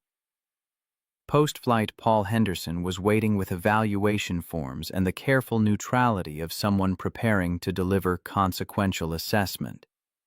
They sat in the operations debriefing room while Paul reviewed documentation of Vic's 6 flights, Jessica's training assessments, Cross's observations, and feedback from the 3 different first officers who'd flown with Vic during the remedial program.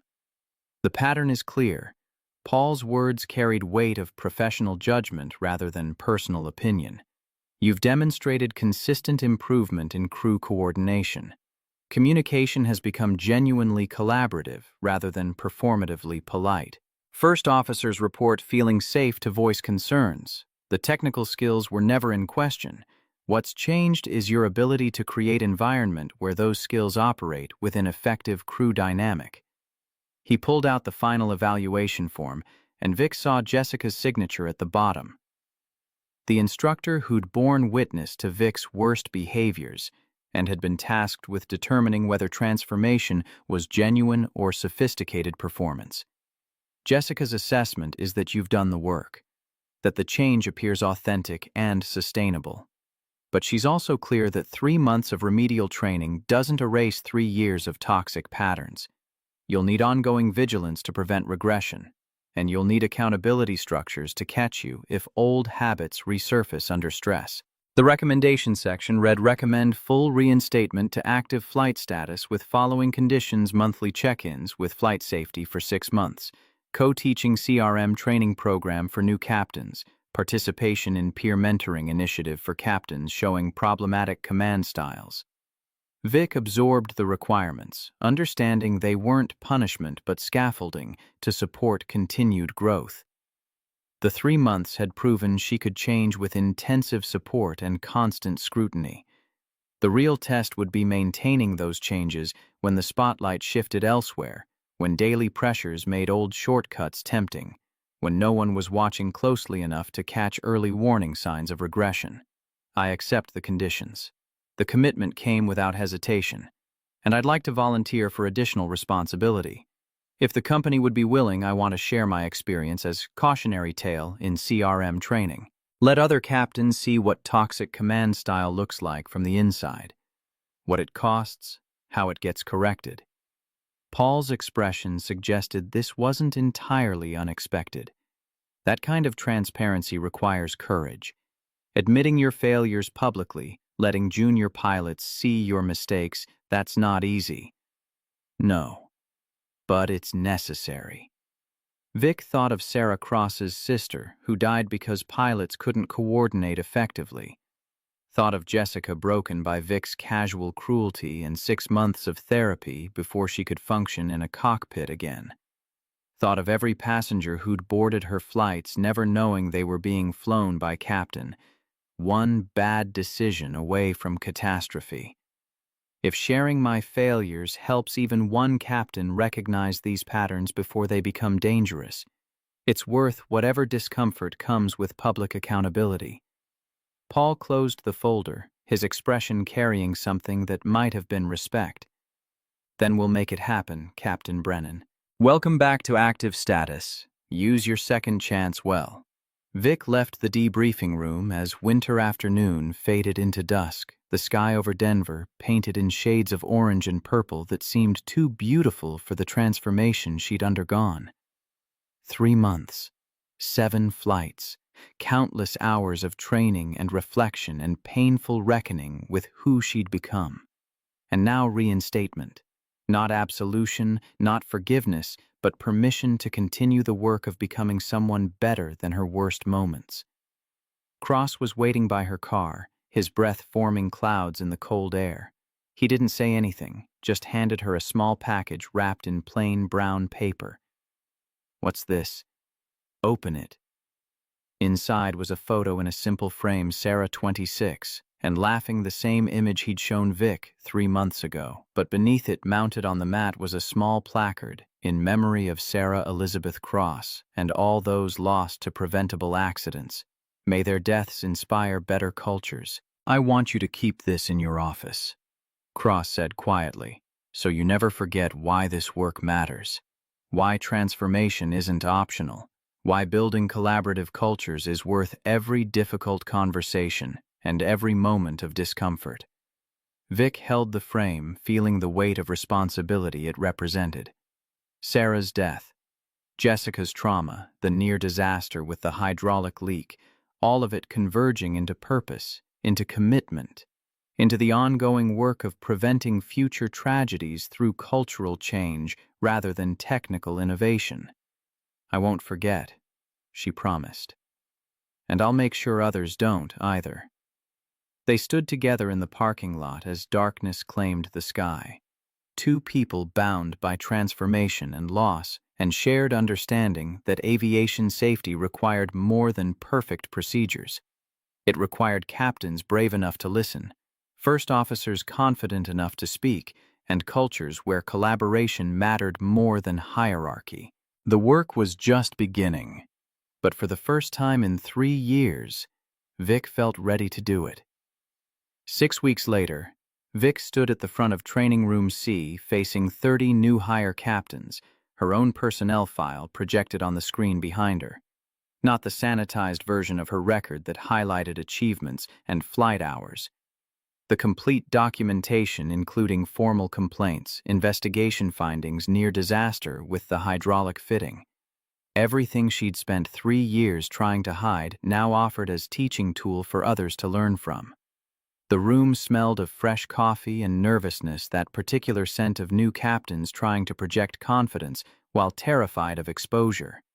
Morning light filtered through the windows, casting long shadows across tables where young pilots sat with tablets and flight bags and carefully maintained expressions of professional attention.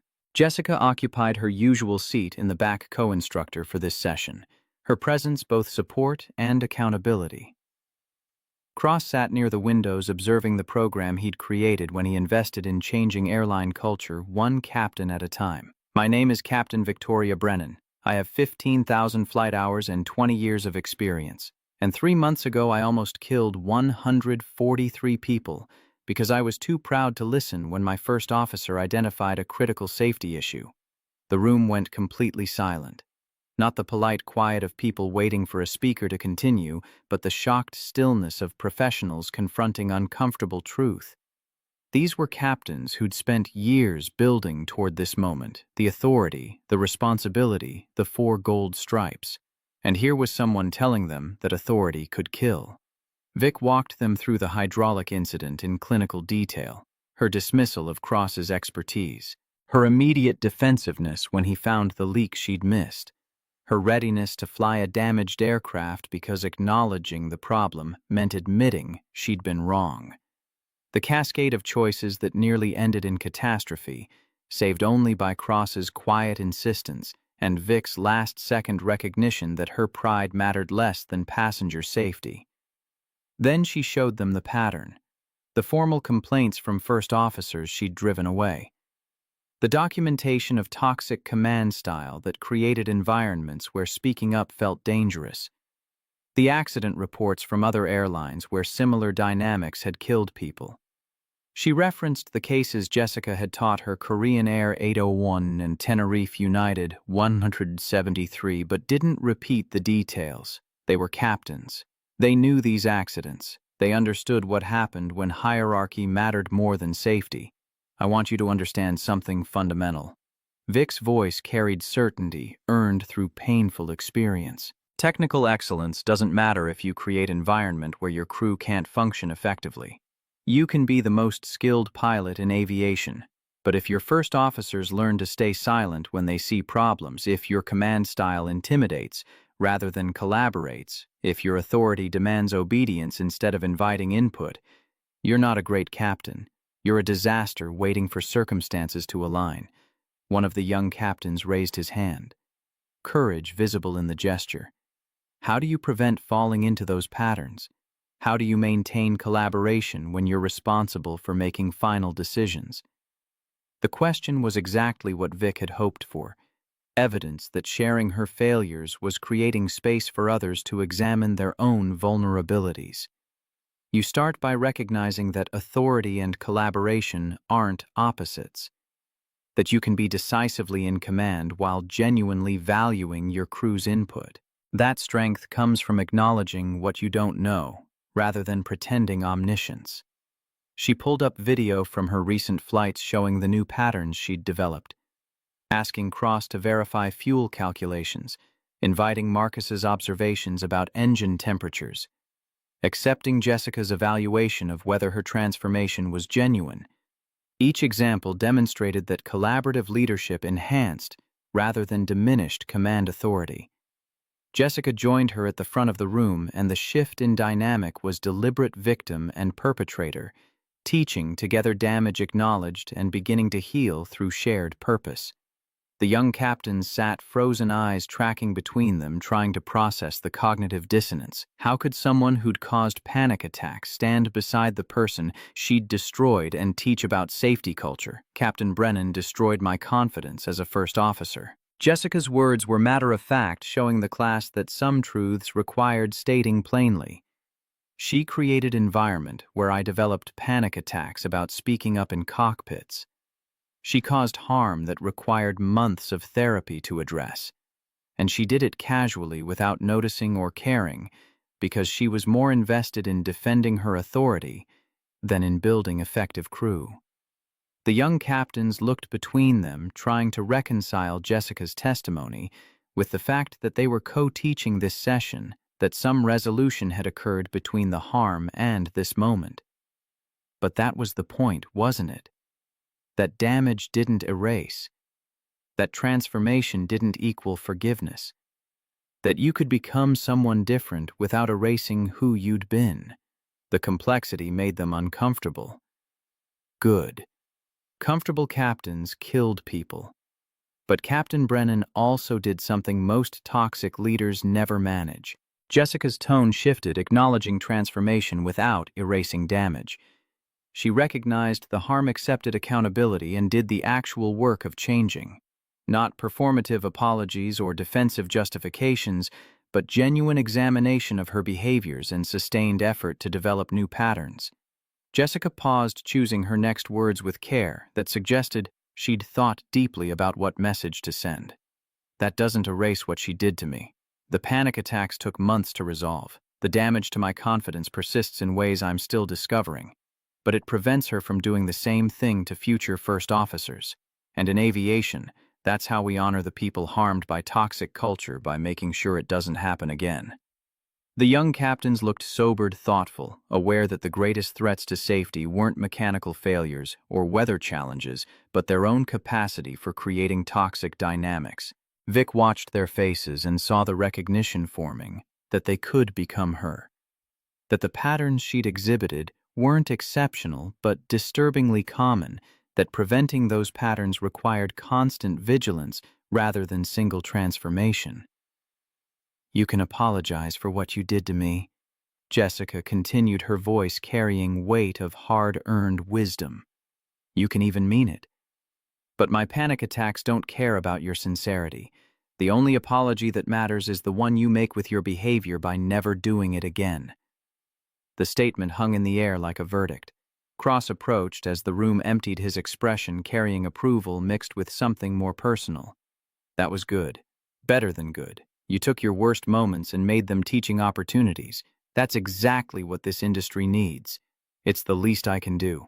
Vic looked at Sarah's photo on Cross's phone background, constant reminder of why this work mattered. Your sister deserved better than the crew coordination that killed her. Every passenger deserves better than captains like I was becoming. Like you were. Cross's correction was gentle but firm. Past tense. You're not that captain anymore, Vic. You've done the work. Now you're helping others avoid the same path. The validation settled over Vic like unexpected warmth, suggesting that redemption wasn't single moment, but accumulated choices, sustained commitment to being better than her worst moments.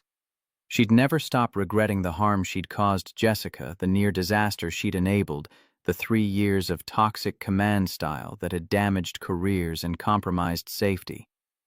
But regret without action was just self-indulgence.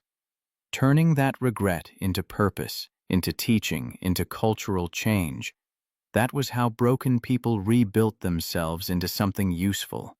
2 weeks later, Thomas appeared in Vic's office with expressions suggesting complicated news. She'd been flying regular routes, building relationships with new first officers, demonstrating sustained collaboration rather than temporary performance. The monthly check-ins with Paul had shown consistent maintenance of new patterns. She'd thought the crisis had passed, that she'd proven transformation was genuine, but Thomas's face suggested something else was developing. "We have a situation." He settled into the chair across from her desk, file folder in hand. "Captain Frank Morrison, 55 years old, 28 years of experience, starting to show patterns similar to your behaviors before the remedial training." Vic took the folder, skimming the documentation.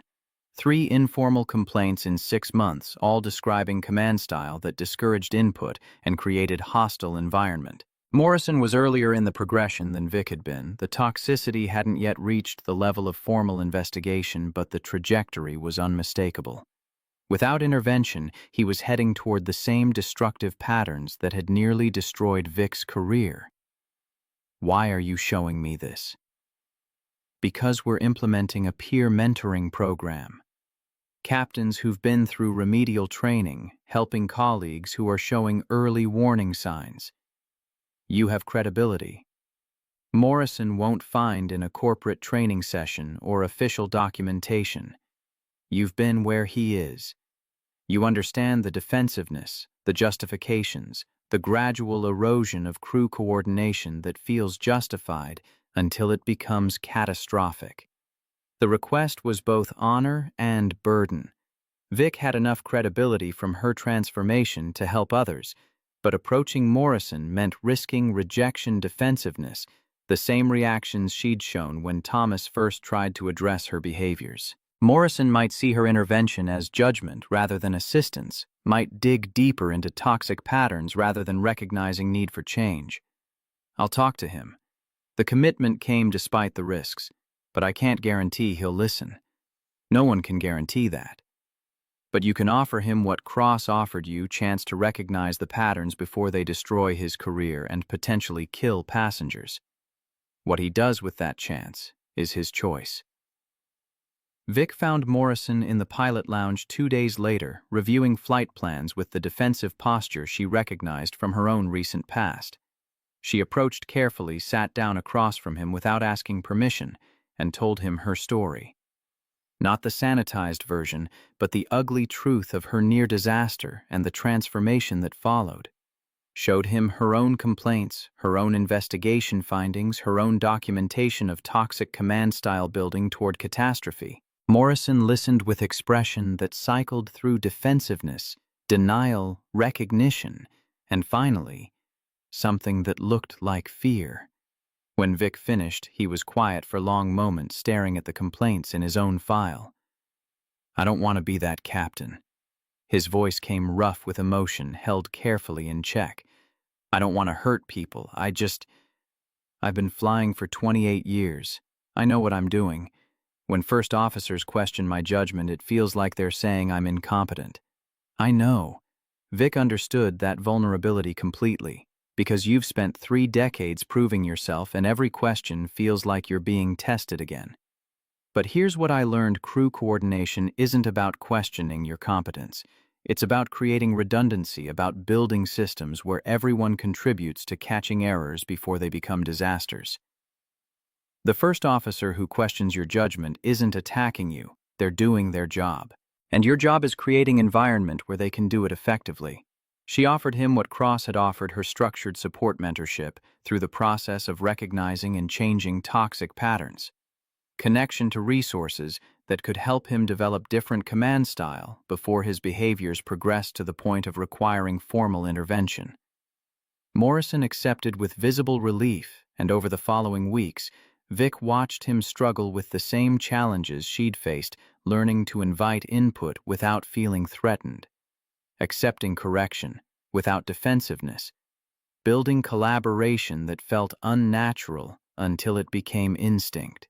Spring arrived with unexpected warmth, melting winter's accumulated snow into streams that carved new channels through Denver's landscape. Emily turned 8 in February, no longer the frightened 7-year-old who'd watched her mother disappear into grief 3 years ago.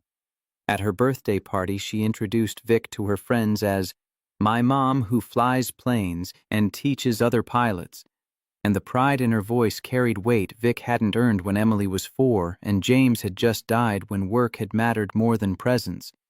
They'd started skiing together, Emily's first time, Vic's first time since James died. The mountains he'd loved became space they could share without his absence consuming everything. Emily fell constantly those first days, laughing, each time teaching Vic that failure didn't require shame, that getting back up mattered more than never falling. Almost 9 now, her birthday, 3 months away, Emily had stopped asking when Mommy would start working all the time again. The question had haunted the first 6 months after Vic's transformation, a child's learned wariness that trust could evaporate without warning. But consistency had rebuilt what grief had broken. The metrics told story that numbers could track but didn't fully capture. Crew coordination incidents down 40%. First officer retention up 65%. Formal complaints about hostile work environments reduced by half. But the real change lived in smaller moments. Captains asking for input without prompting, first officers speaking up. Without fear, crews functioning as partnerships rather than hierarchies. Thomas appeared in Vic's office one afternoon in May with document that changed everything. The board approved a new position. Chief Training Captain for Crew Resource Management. Full-time focus on building the culture. Cross envisioned when he invested. Teaching, mentoring, developing systems that identify and correct toxic command styles before they require formal intervention. The role came with resources that made clear this wasn't honorary position budget for training materials authority to require participation from all captains regardless of rank or experience, mandate to create comprehensive safety culture program. Institutional support for the work Vic had been doing informally scaled to reach every pilot in the airline. There's one more thing. Thomas pulled out another document. We're implementing the Jessica Park Fellowship, fully funded scholarship for first officers, pursuing additional safety training with preference for candidates who've experienced hostile work environments. Jessica designed the program herself. She wants it named after her. The fellowship was both recognition of damage and commitment to preventing future harm. Jessica transforming her trauma into resource for others, turning what had been done to her into protection for future first officers. The courage that required publicly acknowledging vulnerability, creating program that bore her name and testified to her suffering, made Vic's throat tight. I'd like to contribute to the fellowship fund. The decision came instantly. Half of my raise from the new position. Ongoing donation. If my salary increase comes from preventing toxic command styles, that money should support the first officers who survived those environments. Thomas nodded acceptance, understanding the gesture was both reparation and commitment. Vic couldn't undo the harm she'd caused Jessica, couldn't erase the panic attacks or the months of rebuilding shattered confidence. But she could ensure that Jessica's experience became catalyst for systemic change. In July, Vic received email from Jessica. Brief, professional, but underneath the careful language ran current of something that might eventually become peace, if not quite forgiveness. The first Jessica Park Fellowship recipient starts training next month. She survived 3 years of hostile work environment with previous airline, almost quit aviation entirely. Your donation made her scholarship possible. Thought you should know your failures are preventing others from experiencing similar damage. That matters. Vic read the message 3 times, feeling weight of accountability that would never fully lift but had transformed into purpose. December 19th arrived with brutal, cold frost coating everything in crystalline shells that caught the morning light and threw it back in fragments. Cross stood at the entrance to Fairmount Cemetery, coffee in hand breath, forming clouds that dissipated in the thin air. He'd been coming here every year for 15 years, Same date, same ritual, same conversation with someone who couldn't answer back. The walk to Sarah's grave took him past sections for veterans, for children, for people who'd lived full lives, and those who'd barely started. The cemetery was quiet this early, just him and the maintenance crew preparing for the day's funerals. His footsteps crunched on gravel paths still icy, despite the sun's best efforts. Sarah Elizabeth Cross, beloved daughter, sister friend, 1983-2009, 26 years old, engaged to Michael, planning a June wedding she'd never have. The details were carved into him deeper than the granite they'd carved her name into. He knelt brushing frost from the headstone with bare hands that went numb almost immediately. The cold bit through his jeans at the knees, but he didn't move. This discomfort was part of the ritual, part of the price of coming here year after year to report on work she'd never see completed. He'd brought the quarterly safety report, printed pages that showed crew coordination incidents down 40%. First officer retention climbing, hostile work environment complaints approaching zero. Numbers that represented real change culture, shift that made tragedies like hers less likely. Not impossible. Aviation would never be perfectly safe, but better, measurably better. "We're getting somewhere," he told the frozen ground. "Vic's teaching now. Actually teaching, not just performing. Morrison's changing. The fellowship has 3 recipients. It's working, Sarah. Slowly. But it's working." The wind cut through his jacket, and he thought about how the cold had felt that February morning in 2009 when the phone call came. Mom screaming. News coverage showing wreckage scattered across a residential neighborhood in Buffalo. The slow, brutal understanding that his little sister, the one who'd followed him around as a kid, who'd made him promise to dance at her wedding, was gone because 2 pilots couldn't coordinate a stall recovery. 15 years of grief. 15 years of turning that grief into purpose. Would it ever be enough? Would there ever be enough transformed captains, enough prevented disasters, enough cultural change to balance against the weight of her absence? No. Probably not. But the work mattered anyway. Each captain who learned humility, each first officer who felt safe speaking up, each flight that landed safely because crews functioned as teams. These were small redemptions. Not for Sarah. She was beyond redemption. But for the passengers who didn't become her, for the families who didn't have to bury their daughters. He left the safety report on her grave, weighted down with a stone against the December wind. The pages would get wet, would eventually disintegrate, but that wasn't the point. The point was bringing her the evidence that her death hadn't been meaningless, that something good had grown from the catastrophic failure that killed her. "See you next year," he promised, like always, hopefully with better numbers. The walk back to his car took him past a family visiting a recent grave, their grief raw and immediate, in a way his had learned to become over 15 years. He remembered that rawness, that feeling that the world had ended and somehow kept spinning anyway. Time didn't heal that kind of wound.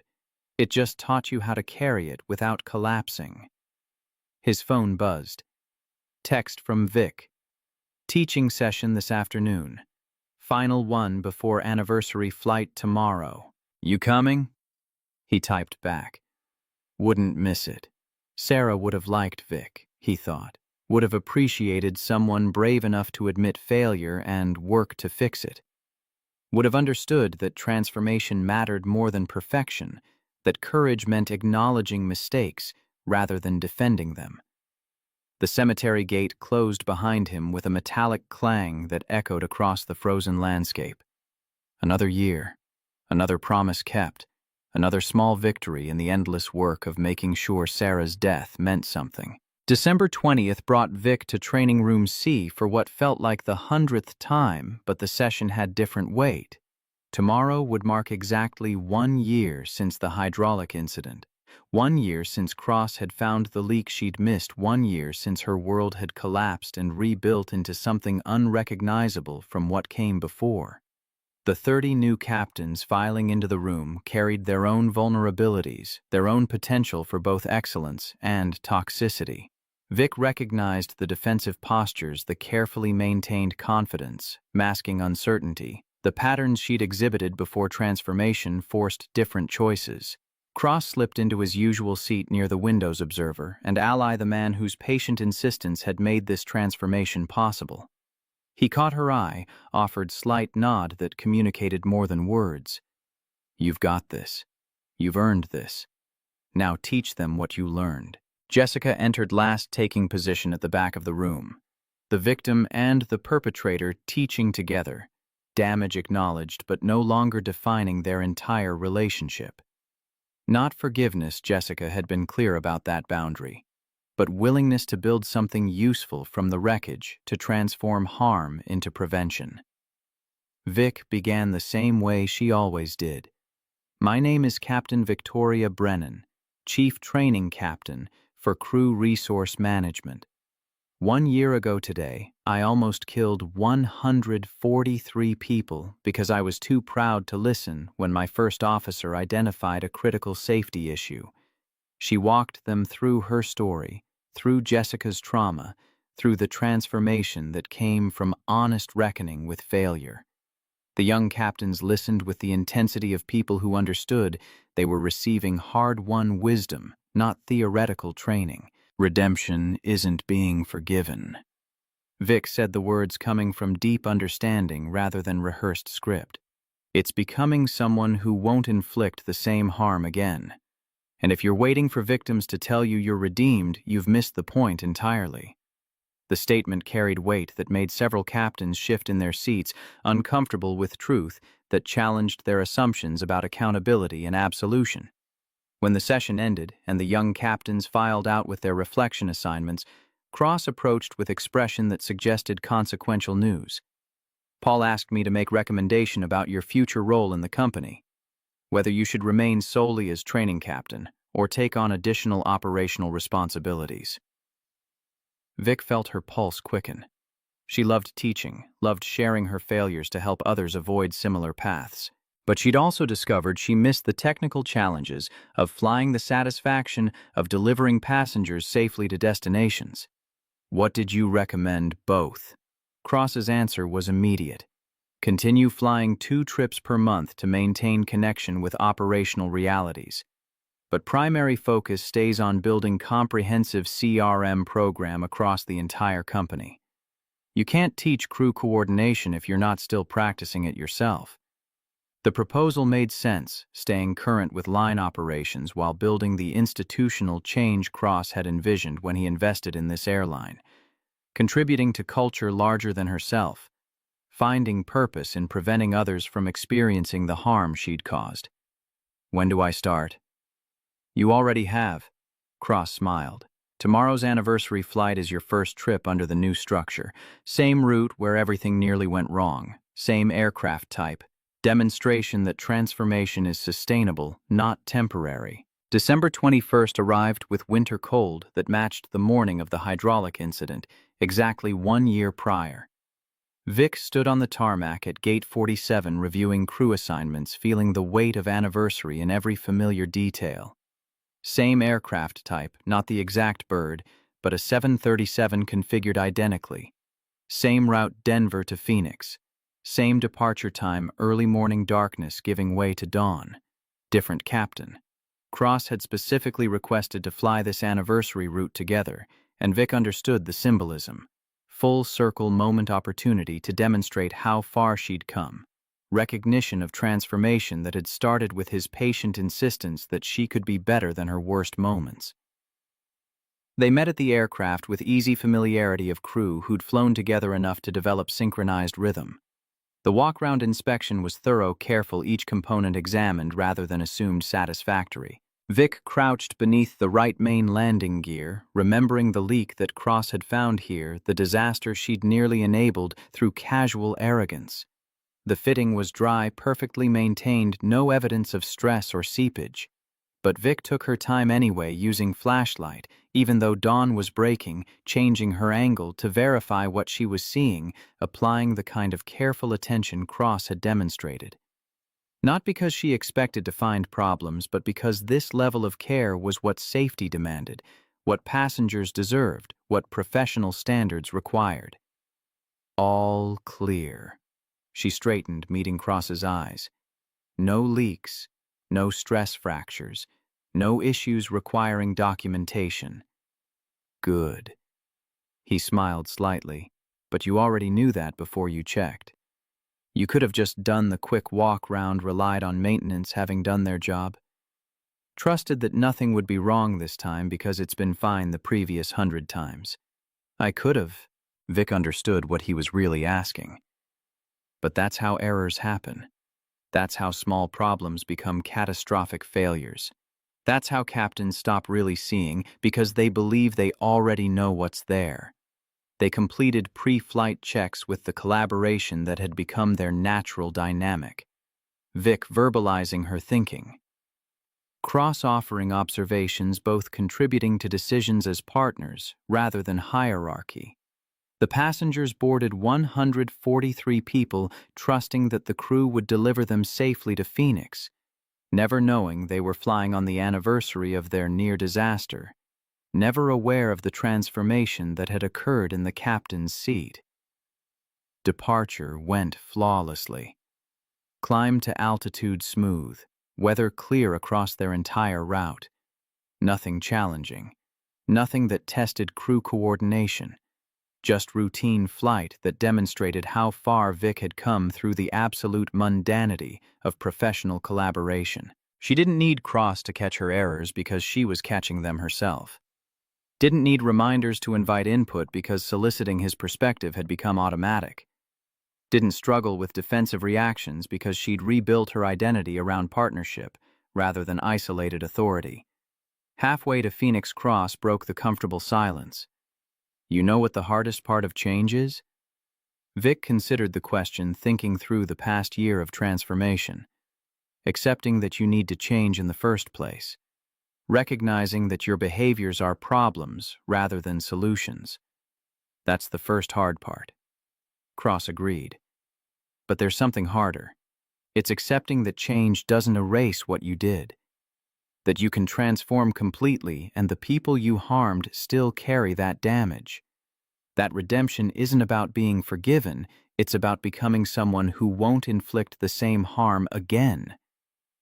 The observation landed with weight of hard-earned wisdom. Vic thought about Jessica, about the boundaries she maintained despite Vic's transformation, about Morrison struggling with his own patterns, about every first officer who'd learned to stay silent because captains like her had made speaking up dangerous. You're right. Vic's voice was quiet but certain. I can't undo the harm I caused. The best I can do is make sure I don't create more victims and help other captains avoid the same patterns. That's not nothing. Cross's words carried the weight of someone who understood both loss and purpose. Sarah's death can't be undone. But the work we're doing, changing culture, building crews that function as teams, creating environments where speaking up is encouraged rather than punished, that prevents future tragedies. That matters. They flew in silence for several minutes, both processing the year's journey, the transformation that had occurred, the ongoing work that remained. The Phoenix approach came with winter sunshine that painted the desert in gold and shadow.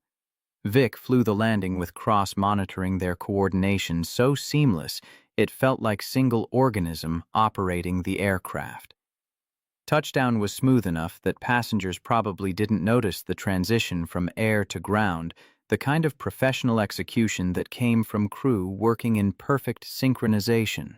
In the terminal, they passed gate agent helping elderly passenger with wheelchair flight attendant comforting nervous flyer ground crew servicing the aircraft with practiced efficiency.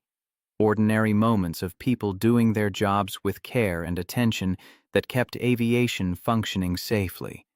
Vic recognized now that her role was part of that larger system, that no amount of individual excellence mattered if it existed in isolation from collaborative culture. Thomas was waiting in operations when they returned to Denver that evening. He'd been tracking the anniversary flight with personal investment, having witnessed Vic's near disaster and subsequent transformation. His expression carried the careful neutrality of someone delivering consequential news, but something underneath suggested this wouldn't be simple procedural update.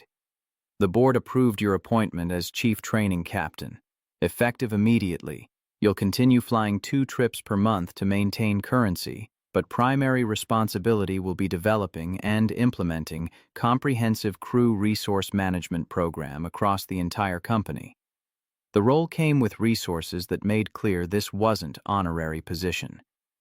Budget for training materials authority to require participation from all captains regardless of rank or experience, mandate to create systems for identifying and correcting toxic command styles before they required formal intervention. Institutional support for the work Vic had been doing informally scaled to reach every pilot in the airline.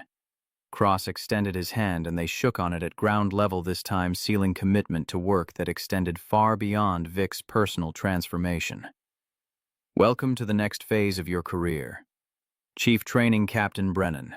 Evening found Vic in her apartment, the space transformed from sterile perfection into something that felt like actual home. Emily's artwork covered the refrigerator in chaotic layers. Books they'd read together cluttered the coffee table, bookmarks showing they were working through 3 stories simultaneously because Emily couldn't decide which she liked best. The Christmas tree in the corner was imperfect this year, ornaments placed according to an almost 9-year-old's logic rather than designer precision. The scent of hot chocolate lingered from their before-bed routine. Home. Actually, home. Emily emerged from her room with homework question about weather patterns, and they worked through it together at the kitchen table, Vic explaining how pilots read forecasts, Emily asking questions that showed she'd been listening to more than just homework answers. At some point during the past year, her daughter had stopped being afraid that Vic would disappear back into work, had started trusting that presence was sustainable rather than temporary. Bedtime brought the ritual they'd rebuilt, stories and conversations, and the kind of connection Vic had thought impossible after James died. Emily fell asleep holding her hand, and Vic stayed there watching her daughter breathe, feeling gratitude for second chances that came through painful reckoning rather than easy grace. Tomorrow would bring more flights, more training sessions, more work of building culture, where collaboration mattered more than hierarchy. The mountains beyond Denver's sprawl stood permanent and patient witnesses to all the transformations that happened in their shadow captains learning humility, first officers finding voice crews, discovering that partnership enhanced rather than threatened authority. James had loved those mountains. Emily was learning to love them too, and Vic flew past them regularly now, carrying passengers who would never know how close they'd come to disaster. One December morning, never know that the captain in command had nearly become the kind of leader who killed people through pride and isolation. But Vic knew, Cross knew, Jessica knew, and that knowledge had transformed into purpose, not redemption or forgiveness, but sustained commitment to building aviation culture where speaking up was encouraged, where collaboration was expected, where captains led through partnership rather than domination. The work would never be finished. There would always be new captains trending toward toxicity, new first officers learning whether their voices mattered, new moments where choice between ego and safety defined whether passengers lived or died.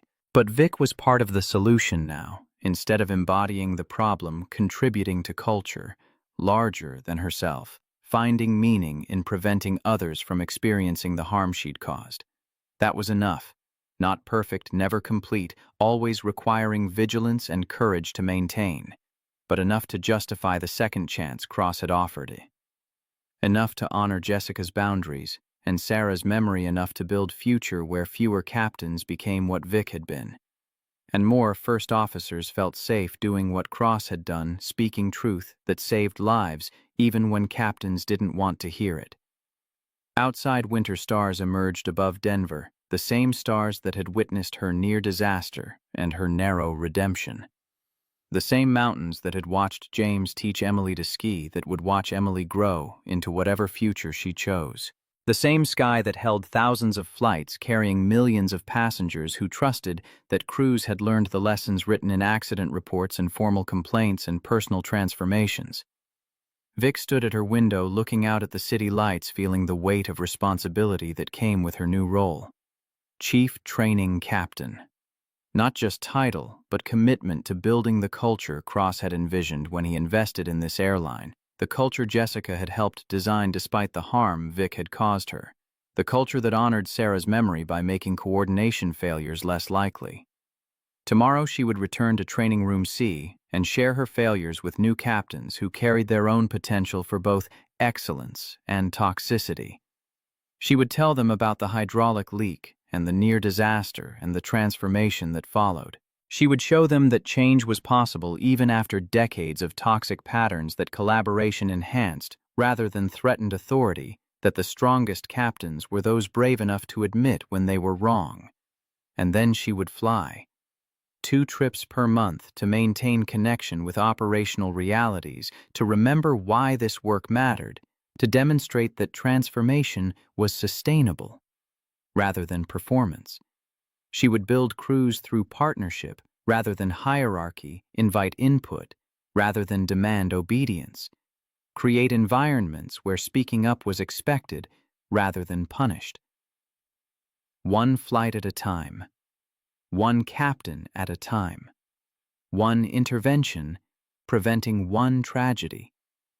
That was how culture changed, not through grand pronouncements, but through accumulated moments of choosing collaboration over control, choosing humility over pride, choosing to be better than your worst moments, even when being worse would be easier. The mountains stood silent and permanent beyond the city's glow, holding space for all the flights that would depart tomorrow and the day after and the years beyond. Vic turned from the window, checked once more on Emily sleeping peacefully, and settled into her own rest. Tomorrow would bring new challenges, new opportunities to demonstrate that transformation was real. New moments where choice between ego and safety would define outcomes she couldn't predict or control. But tonight, she could rest knowing she'd done the work, made the choice become someone who prevented harm rather than caused it. And in the morning, she would rise and return to the work that had become her purpose, building culture, where captains listened, where first officers spoke, where collaboration kept the skies safe for passengers who would never know how close they'd come to disaster, or how many people worked each day to prevent those near misses from becoming tragedies. The work continued, would always continue, and Victoria Brennan, Chief Training Captain for Crew Resource Management, former toxic captain who'd nearly killed 143 people through pride and isolation, was ready to continue it.